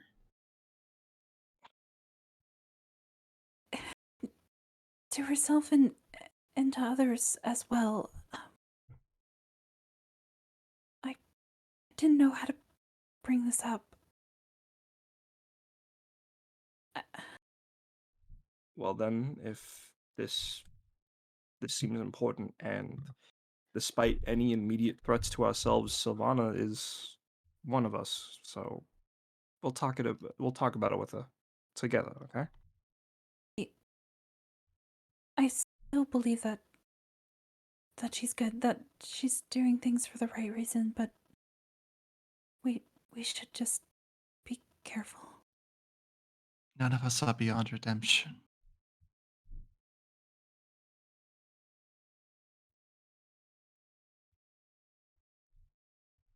As I assume we're heading back downstairs to the dining area.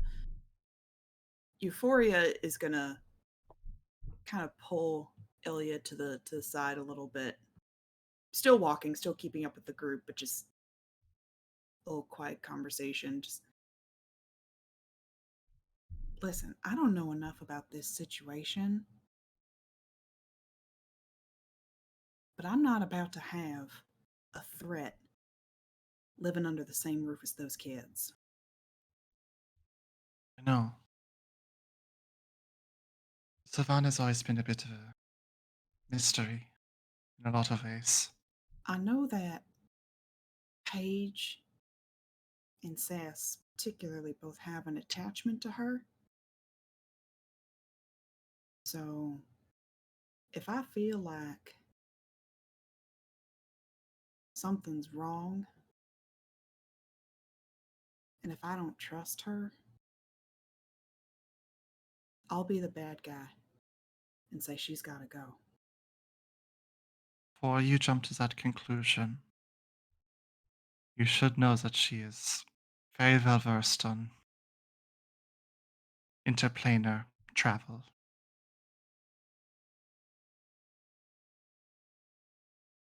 She may Is be that a so? lead. Just clicks her tongue. Damn.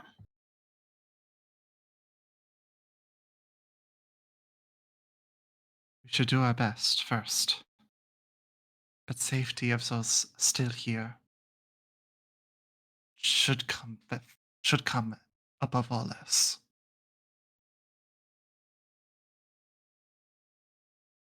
Okay.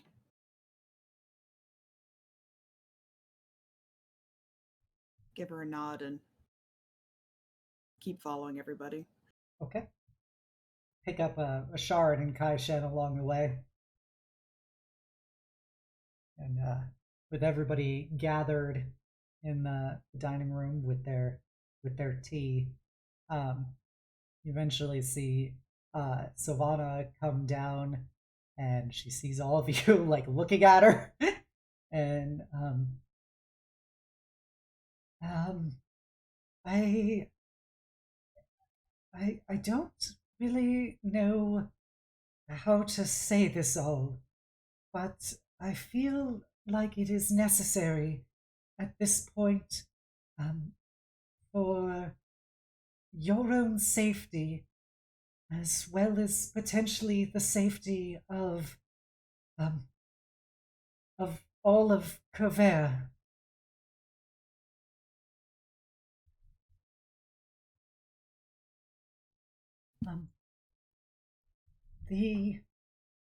I saw the papers about the attack by the Ashbringers, and I saw that the Heart of Darkness is reported missing, and I realized something, or I should say I connected potential theorems together to arrive at a likely conclusion.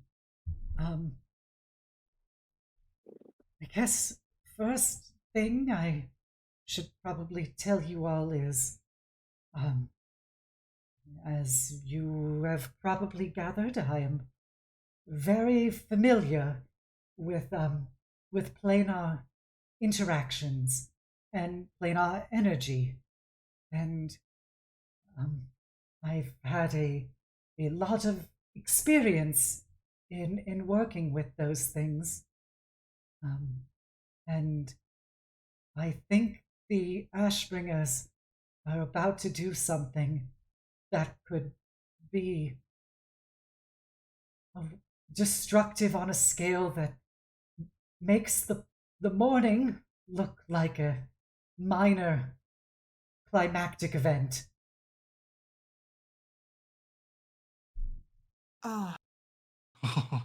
Before we get into dramatic possibilities, these are just, as you said, they're theories.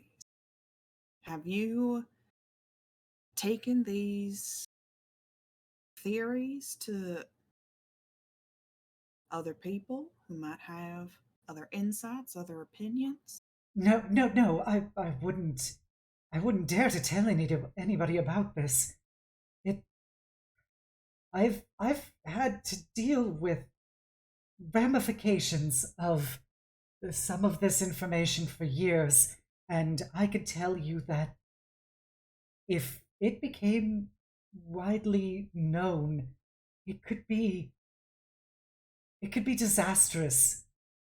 Even if the attack was averted, it would potentially reignite the last war. And you're, after everything, you're the only ones I can trust in this world.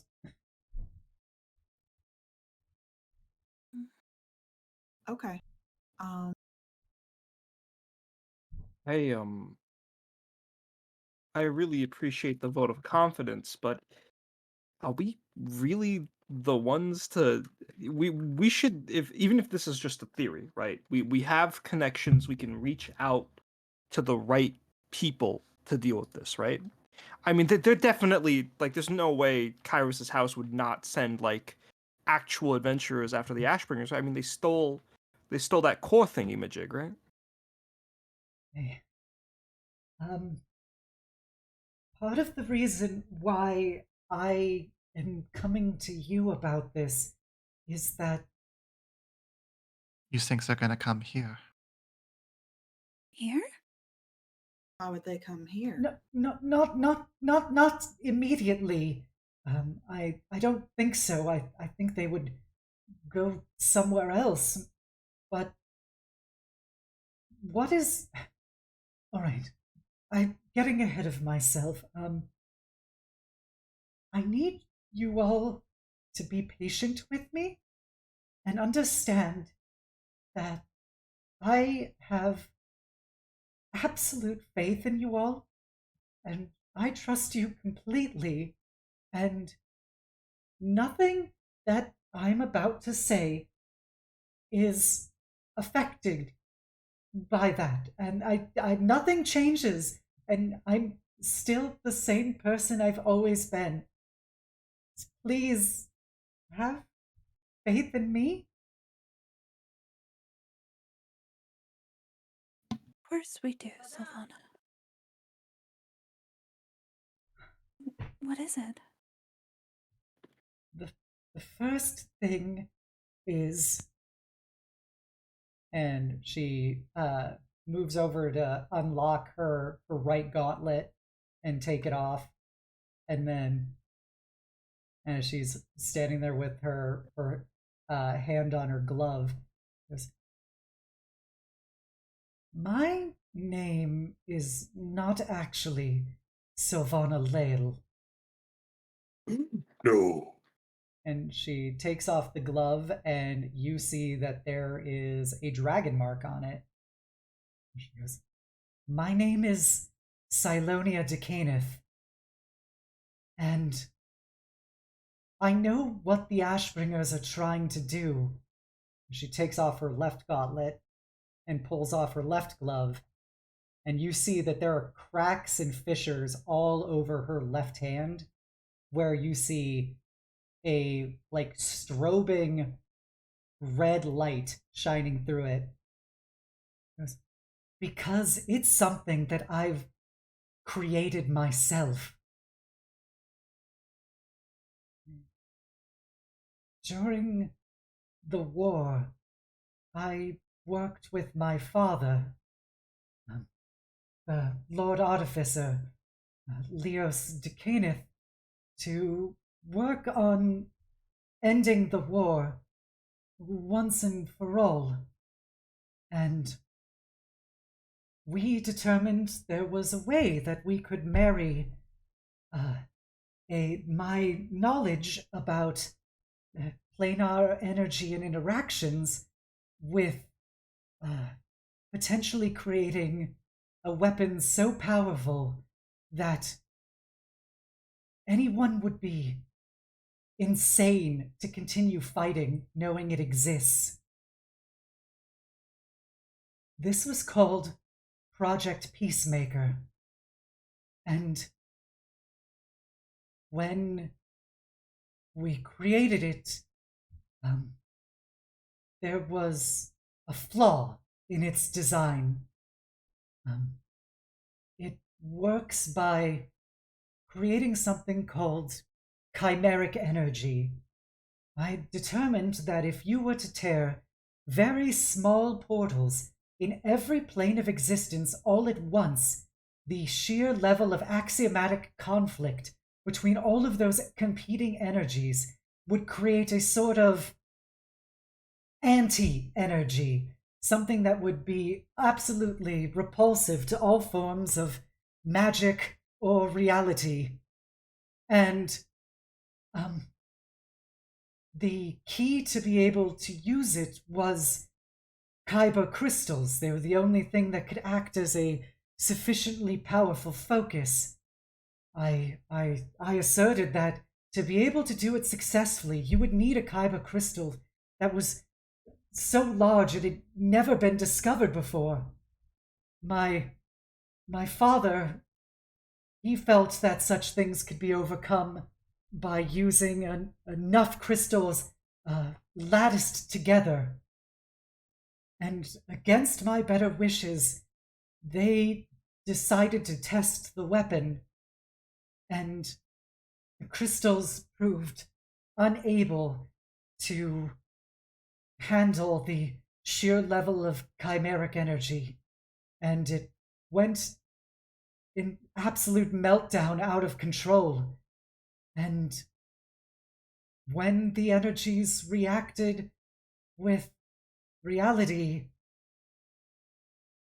she looks over at Malral and looks really guilty. It had a disastrous effect on the entirety of Seer. You.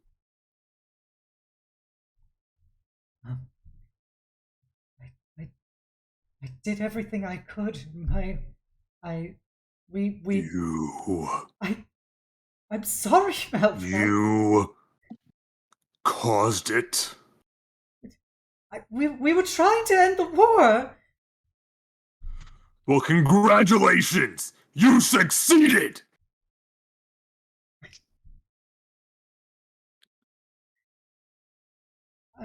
I can't. I can only apologize so much. I've had to live with this for the last 4 years. I'm so sorry. And you want me to feel pity? My son is dead. My wife is dead. All of my friends, my family, my master, all dead from your experiment. It wasn't supposed to happen like that. Malral, please. I know this is impossible to take in. Does it look like that this was what she wanted?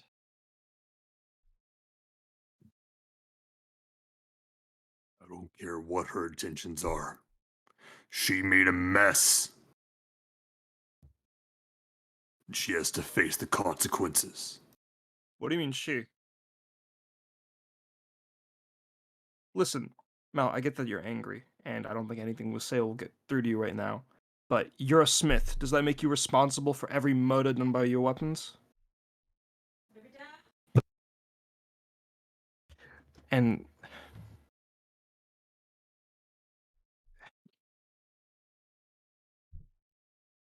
you've known Sylvana. Personally. I'd say a bit more personally than the Ashbringers, clearly. Do you really want to pin not just the ones that you lost, but everything on her?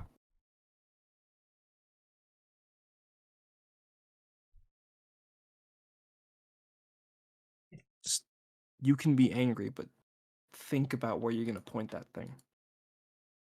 Not like the people who pointed the thing that she made and didn't want to use. It was never You had a choice. And you chose wrong. Malral takes his son's hammer out of his back pocket, tosses it in front of the ground in front of her, and then just walks away. Malral, it was never supposed to be used. It's okay. Let him go. We have to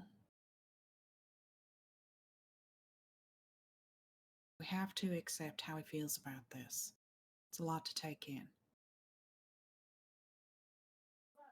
And nothing any of us can say can change the events that happen. Sylvana, If something like this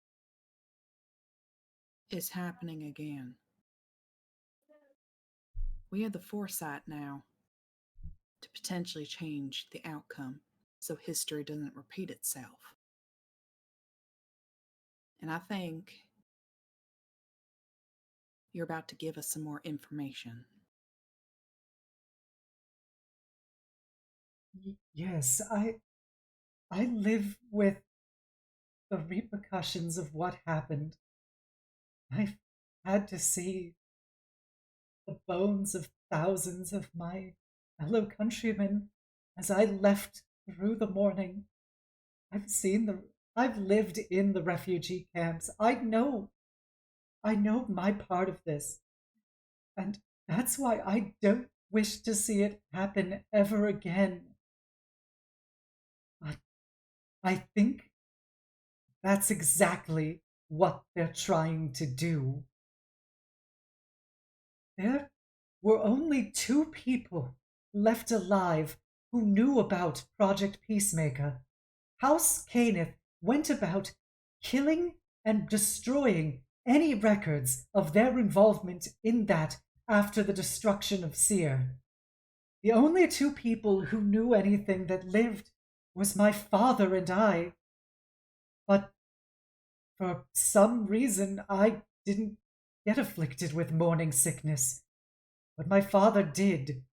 And you know what happened to my father. They took his soul before my very eyes. I didn't understand then, but I very clearly understand now. He could give them access to the weapon, and he would know how it works. And with the Heart of Darkness, they can actually stabilize the power source.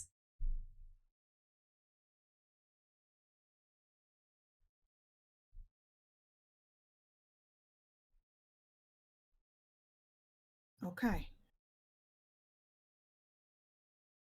Then the best shot that we have of figuring a stop to this is you. I know that you all probably hate me for lying to you for so long. I want you to know that I just did it to protect you as well as myself from House Caneth. And I'm only telling you this now because I am concerned that if the Ashbringers have Peacemaker under their control, the level of sear that they can inflict on the host knows how many other places is too terrifying to even consider. And I am not going to sit back and let it happen again. And I don't want to bring you all into this, but I have no one else. If the nations found out what actually caused the mourning, they would think to either try and bring the weapon under their own control, or they would know that it wasn't through their own descent into barbarity that led to the destruction, and they could feel that they could fight the war all over again, and this time win it. And I can't bring this to any of the countries. I can't bring it to the houses. They want me dead. You're all I have. It's really only us. We're the only ones that could fight the Ashbringers on this. I mean, can we just say that, hey, they're gonna do something really bad with the thing? I mean, most governments are not, but know that they're definitely sending people after the Ashbringers, right? I mean, that was in the newspapers. Yeah, we don't. Right. I mean, the authorities, I mean, they're already hounding them down for what happened with the airship. I don't What? know how the Ashbringers have lived this long, but I know that Peacemaker is inside of the Mournlands, and it's something that can't be gotten to unless you know where to find it. And I don't think that they'll be able to get there and stop them. But you know how to get there. I do. I do know how to get there. I'm probably one of the only people who does. Then you'll help us go there, right? Will you help me stop them?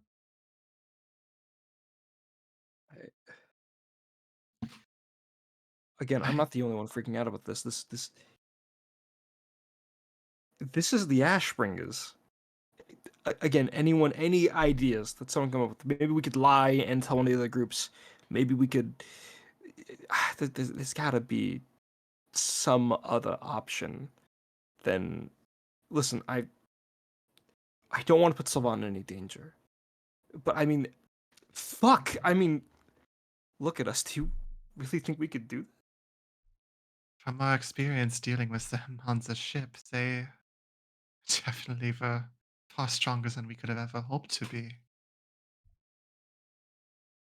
Even one of them by themselves. It's a fear of the gods in us. How could we I ever be just strong enough? Look, I just lectured my ex-husband about going on ridiculous suicide missions. I'd be rather hypocritical if I signed up for one right away. I understand this is important. I just don't know. I don't know how we could help, Sylvana. Do you have a plan or something that could help? I have, I haven't had time to really devise anything. I've only just found out about the heart, and I've I will figure something out. I know I will. Um, I just ask that you be patient with me. If you have any desires to leave me to this, I would understand. This isn't something that we can just leave you to. From what you said, if somebody, whether it be us or some other parties that we get involved, really doesn't do anything about this, they may well bring about the end of the world. The end of Corvair, at the very least. Right. Believe me, darling, we want to help. It just seems a bit above our capabilities.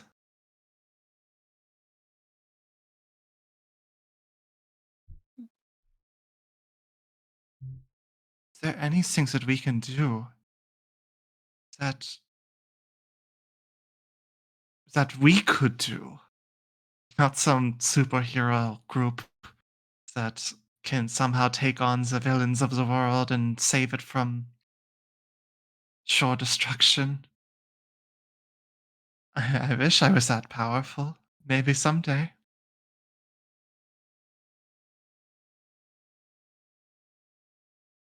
I I believe in you all. We have done such incredible things together. We we stopped the Seekers. We've stopped forces of from all of the planes trying to kill and enslave us. We've tamed Tempest. I I I know that this is a Herculean task, but I know that we can do this. I just need some time to figure out how best we can level the playing field. Well, if you're doing that, at least let us help. I know how you get when you get too overworked, and we can put our minds together and figure something out. She looks very heart-wrenchingly at Paige. And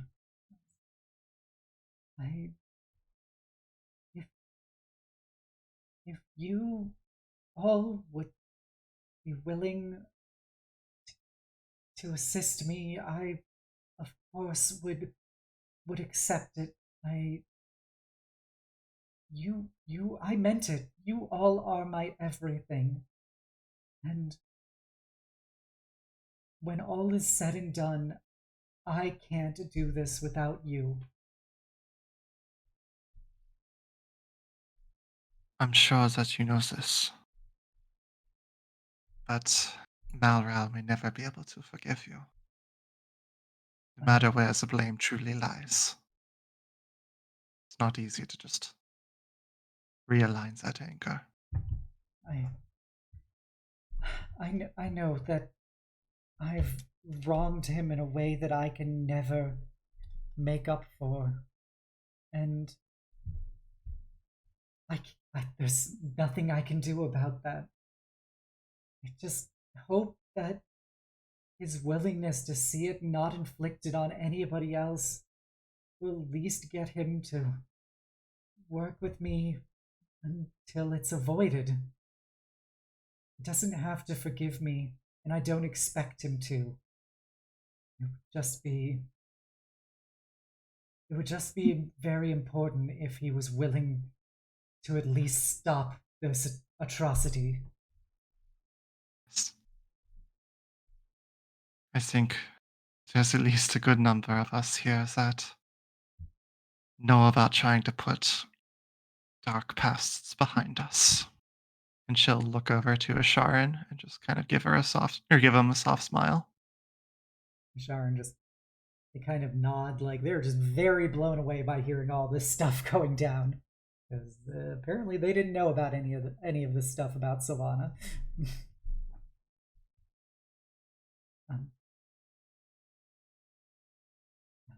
I imagine you might have questions after everything.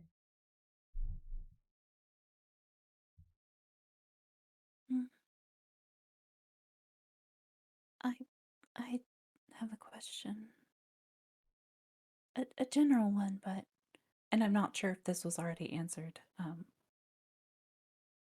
Who was with you on the train then, when we first met? Was that actually your father?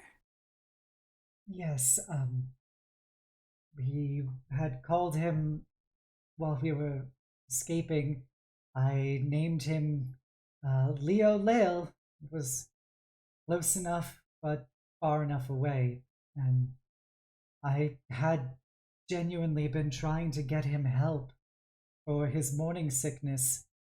And that's been difficult without any of our resources and with the collapse of all of Seer. And I did genuinely hope that maybe there was a solution in Greywall and in Drome that could have been able to restore his memories. But I guess that's already been resolved.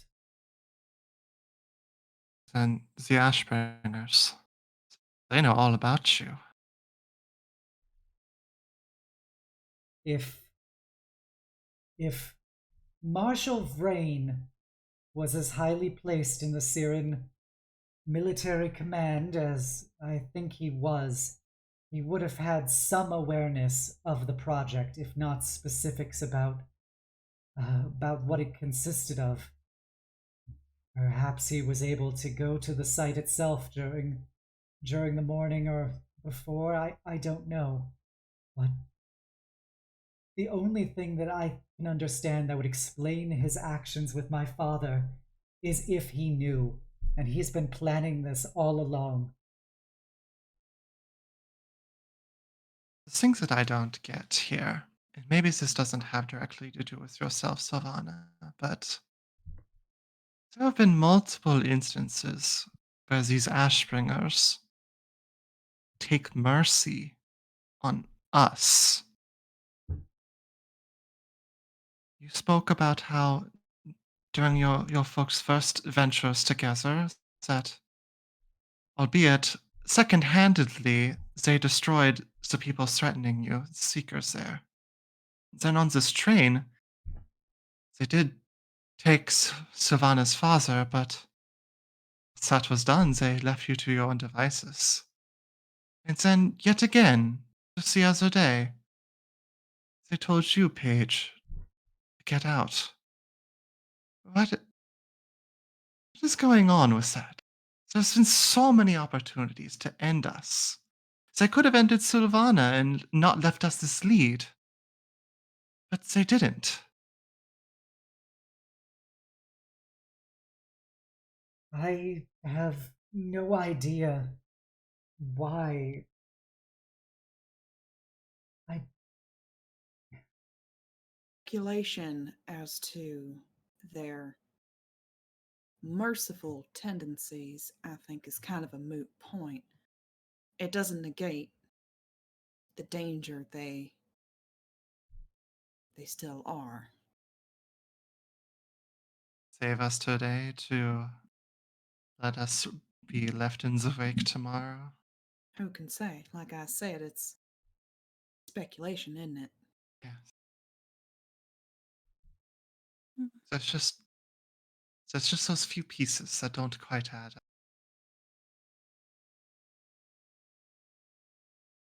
I wish I could say I don't know. You know I hate the Ashbringers more than anyone.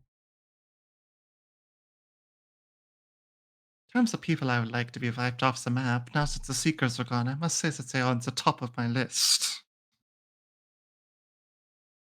And I've vowed myself to protect all of you. Do my best. It's at least what I can offer. Be stereotypical, but could I do an insight check? Sure. Ugh, bad. That's Even a with That's an plus- intelligence that's an save, intelligence but save. Oh, Yeah. what the? Oh, well, there we go. Hold on a second. that was something you were actually Let's try very that good one. at. Much better. 19. That's so much better. All Yeah. right. She seems to be genuinely truthful.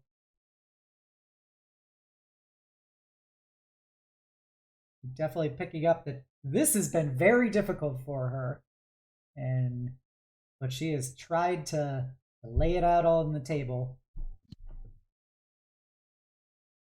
But you do put two and two together about when you were in the arena and all of that anti-magical energy came off of her left hand. You have a better idea why that was the case. Mm-hmm.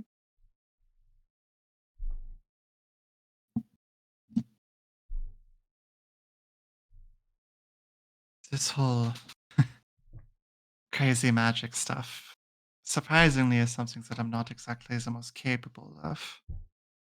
I only do what feels natural, but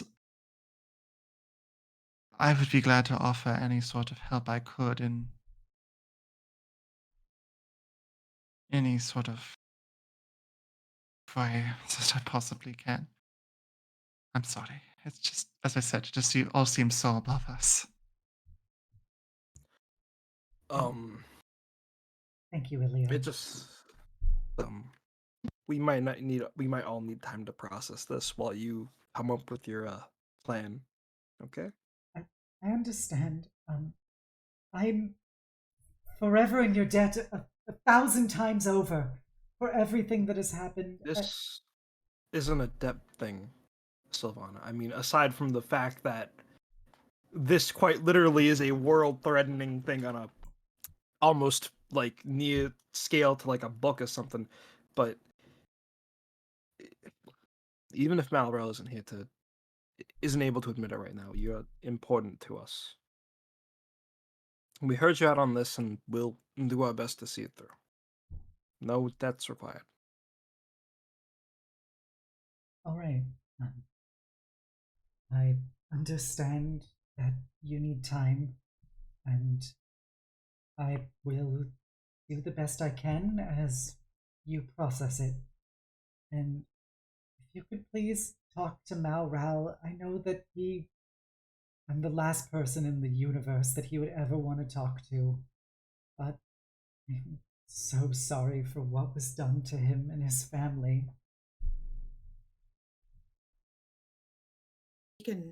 We can talk to Malral. Like some time will offer him some perspective too.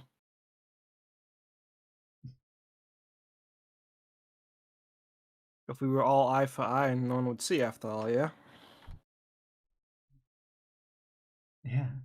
Yeah. Something of immediate concern, though, that I just want to clarify. There's nothing to imply that they'd come here for you, is there? I don't think so.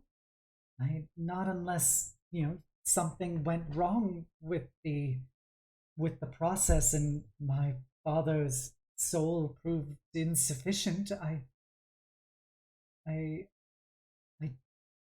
his name was on all of the material. My father had all of my information excluded from the project. I don't know why, but I Maybe to protect you in case something like this happened.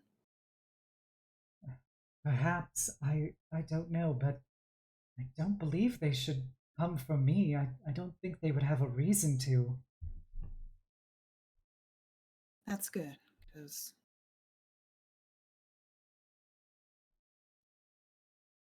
I'd rather not deal with a threat on our own turf.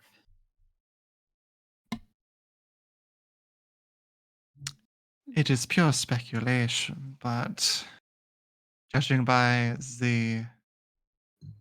well, the theatrical nature of what has just occurred, I have a feeling that they will show themselves again. Hmm. They, if they weren't aware of us before, they're definitely aware of us now.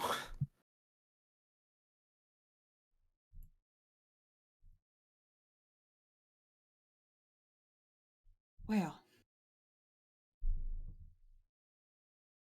thank you, Sylvana, for being honest about your findings, about yourself.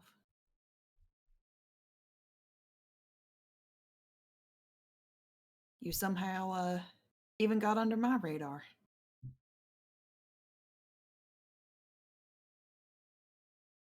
None of us want to see anything bad happen. So we'll make sure nothing does. However we can.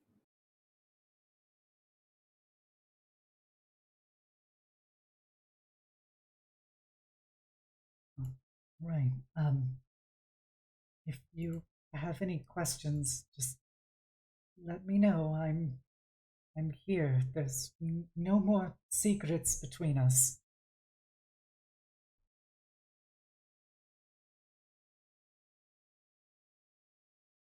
Okay, with that, well, if there's nothing else we can do about this until, it's time for us to do something about it, I say we all just relax.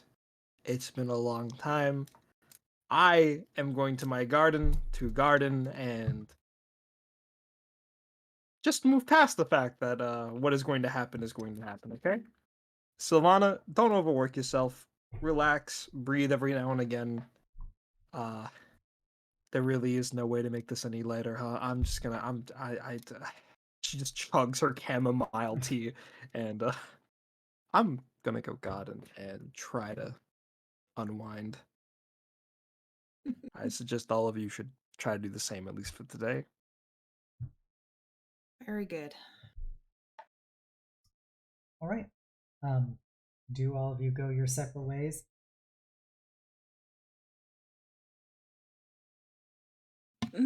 Paige is gonna hang back a little bit. Illya would probably head back to her room. I think Euphoria will linger a little because she does have some worries about, Paige and Sylvana. But she'll finish her cup of tea and assess that everything is fine. And then I think she'll look for Malral. Okay.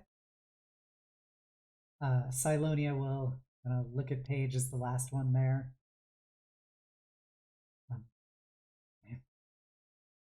I'm so sorry, Paige. I never meant for it to go this way.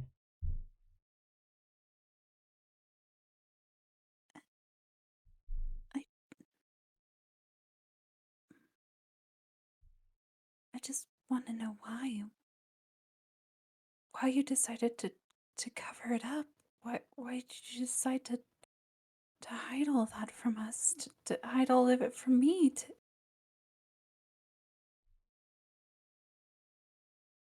It was for safety. After everything went down, I knew that they were gonna come hunting as I saw them do it before my eyes, and I knew that if I continued to maintain my old identity, that they would find me and they would kill me or my father, and I I didn't want to inflict that on you, nor did I want you. I didn't want you to have the baggage of what I've done weighing on you all.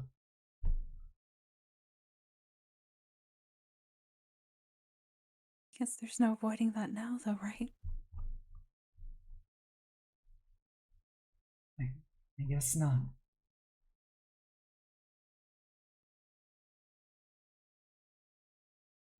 Did you really go to the university? I did. Yes, of course. Why would you think I didn't? It's just lingering question. I'm sorry. Oh, about those records failing. I don't know who this person is that they replaced my identity with, but maybe House Kenneth had tried to remove any record of me. I don't know. But that part, I didn't lie. I didn't try to conceal that.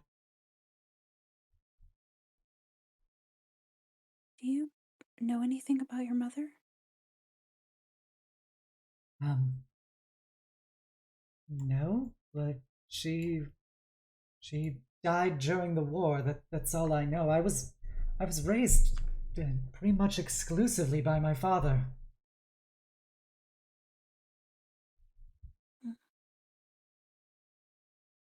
He never talked about her. I don't even know her name.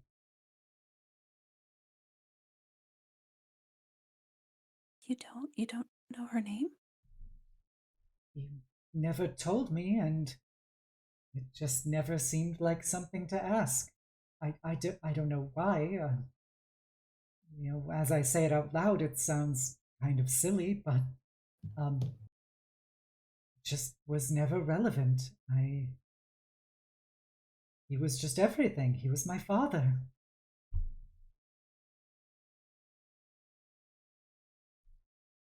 I know about that. What do you mean? About loving your father, about looking up to them, about them being your everything.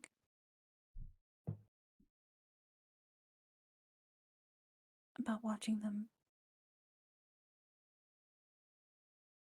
leave for you.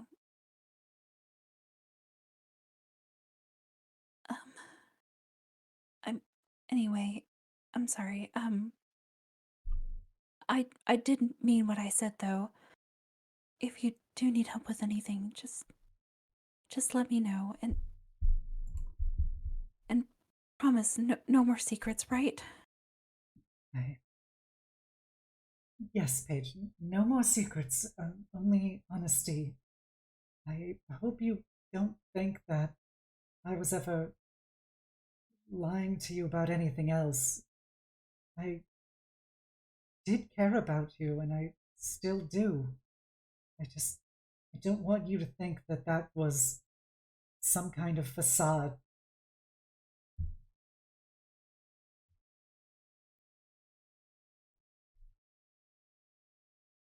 Hard to believe that now, but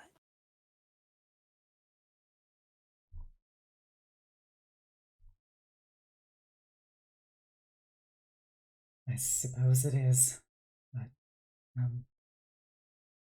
I'm sorry. I'm sorry for everything I've done to you. I apologize too. I know Malral is hurting, and I know there's some things for Illya that haven't really been spoken about either.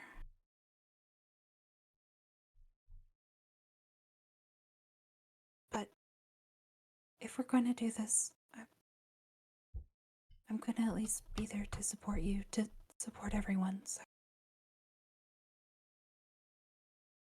Thank you, Paige. Yeah. She like kind of just reflexively reaches out to you and realizes she's not wearing her gloves or anything as like her, hand that's fissured and cracked with energy, and she kind of very, very much like if you touched a fire, pulls it back away from you and goes, I'm sorry. I really appreciate it, Paige. Thank you. Thank you for everything. She just kind of nods and stands up without really saying anything else. She'll head to the door, but before she does, she'll kind of stop and you should get some rest. It's been a long day. Gives you those big glitchy eyes as you walk away. And I think we will end things with Euphoria and Malral.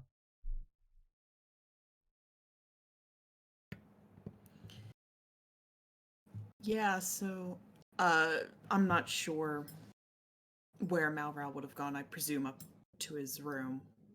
So that's the first place that she would check. Malral is seemingly in the middle of packing his things.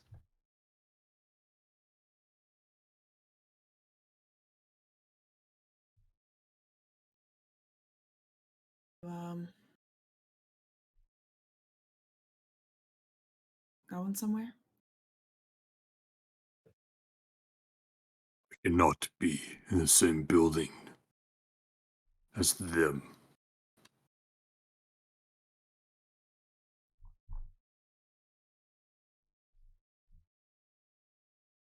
Even if sticking around means making sure what happened to you doesn't happen to someone else.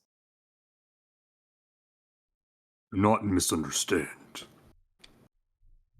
I am not leaving the group. I simply need to spend nights away from them. Else I do not know what my anger would make me do in the late hours of the night. See.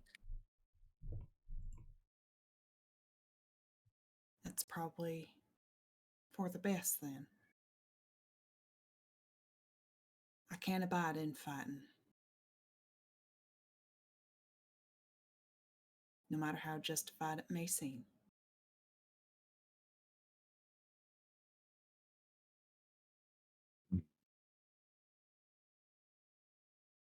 You know, when the incident first happened,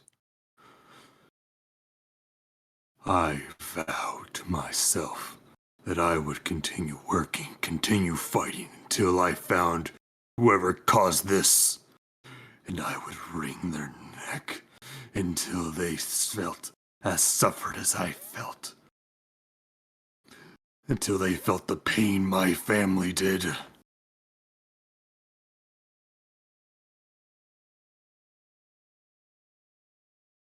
Is that what they would And want? now it is. It is someone I had put trust in. Someone I tried to befriend. And now it feels like there is a knife sticking out of my back. And she wishes for me to feel pity for her. I don't think she wants your pity. I think she's had a difficult time with the weight of thousands of lost lives on her shoulders. As she should. One does not make a sword unless they intend for someone to use it. I agree. I'm not defending her.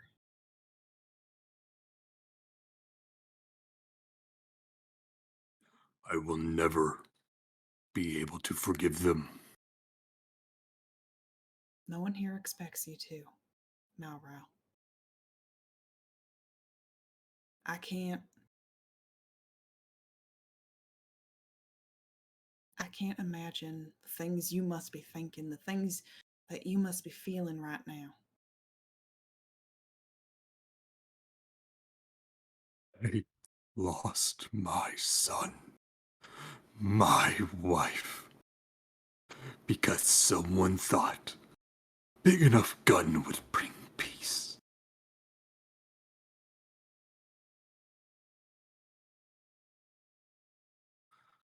We'll always know the better in hindsight. While you were fighting, would you not have pursued any avenue of peace? An end to all of it?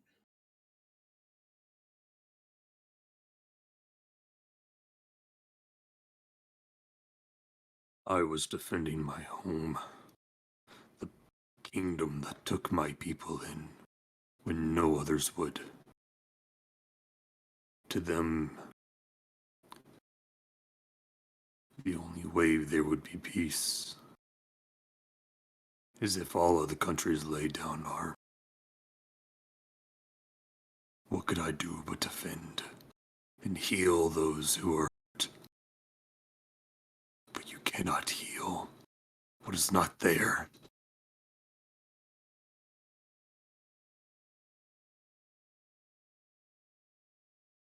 You cannot defend what is nothing but ash.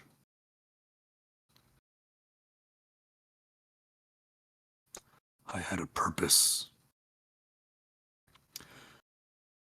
Family. A home. And it was all taken away. I do not care what others think they were doing was right. All I can do is feel the void that they left behind.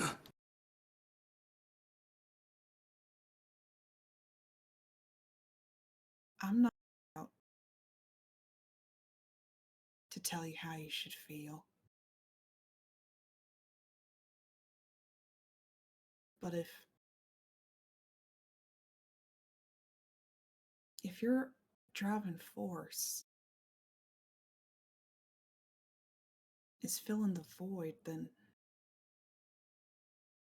you're always...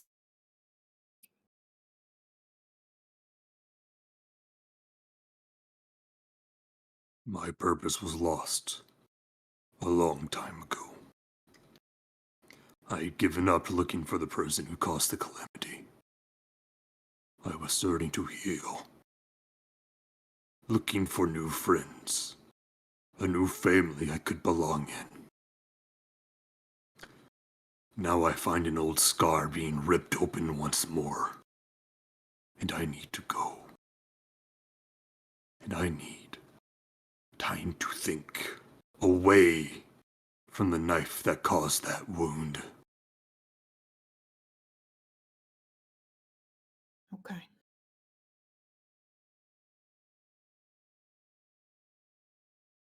We'll be here when you get back. He picks up a suitcase, slinging it over his shoulder. He steps by, placing a hand on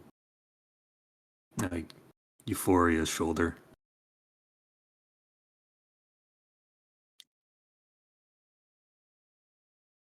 I do not mean to insult anyone here. I am simply trying to ease the blow of my wrath, so I do not hurt those that I have come to call my friends.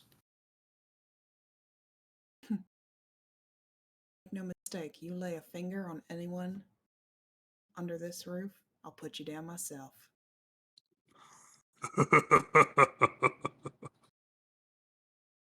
I would hope you would. We'll see you soon.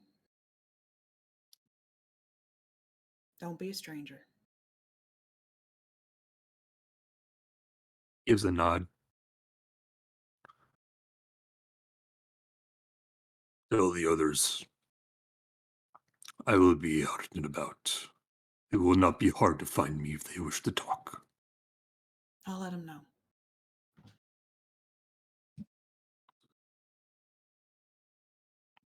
And he starts to leave. Okay.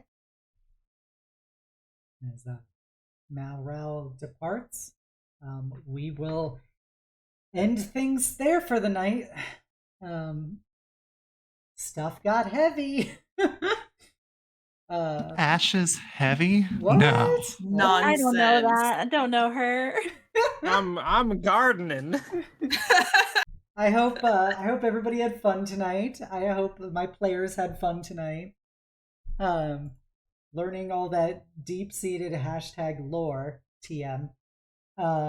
But yeah, definitely go check out all of these wonderful people that were just linked in the exclamation point players. They're all amazing streamers.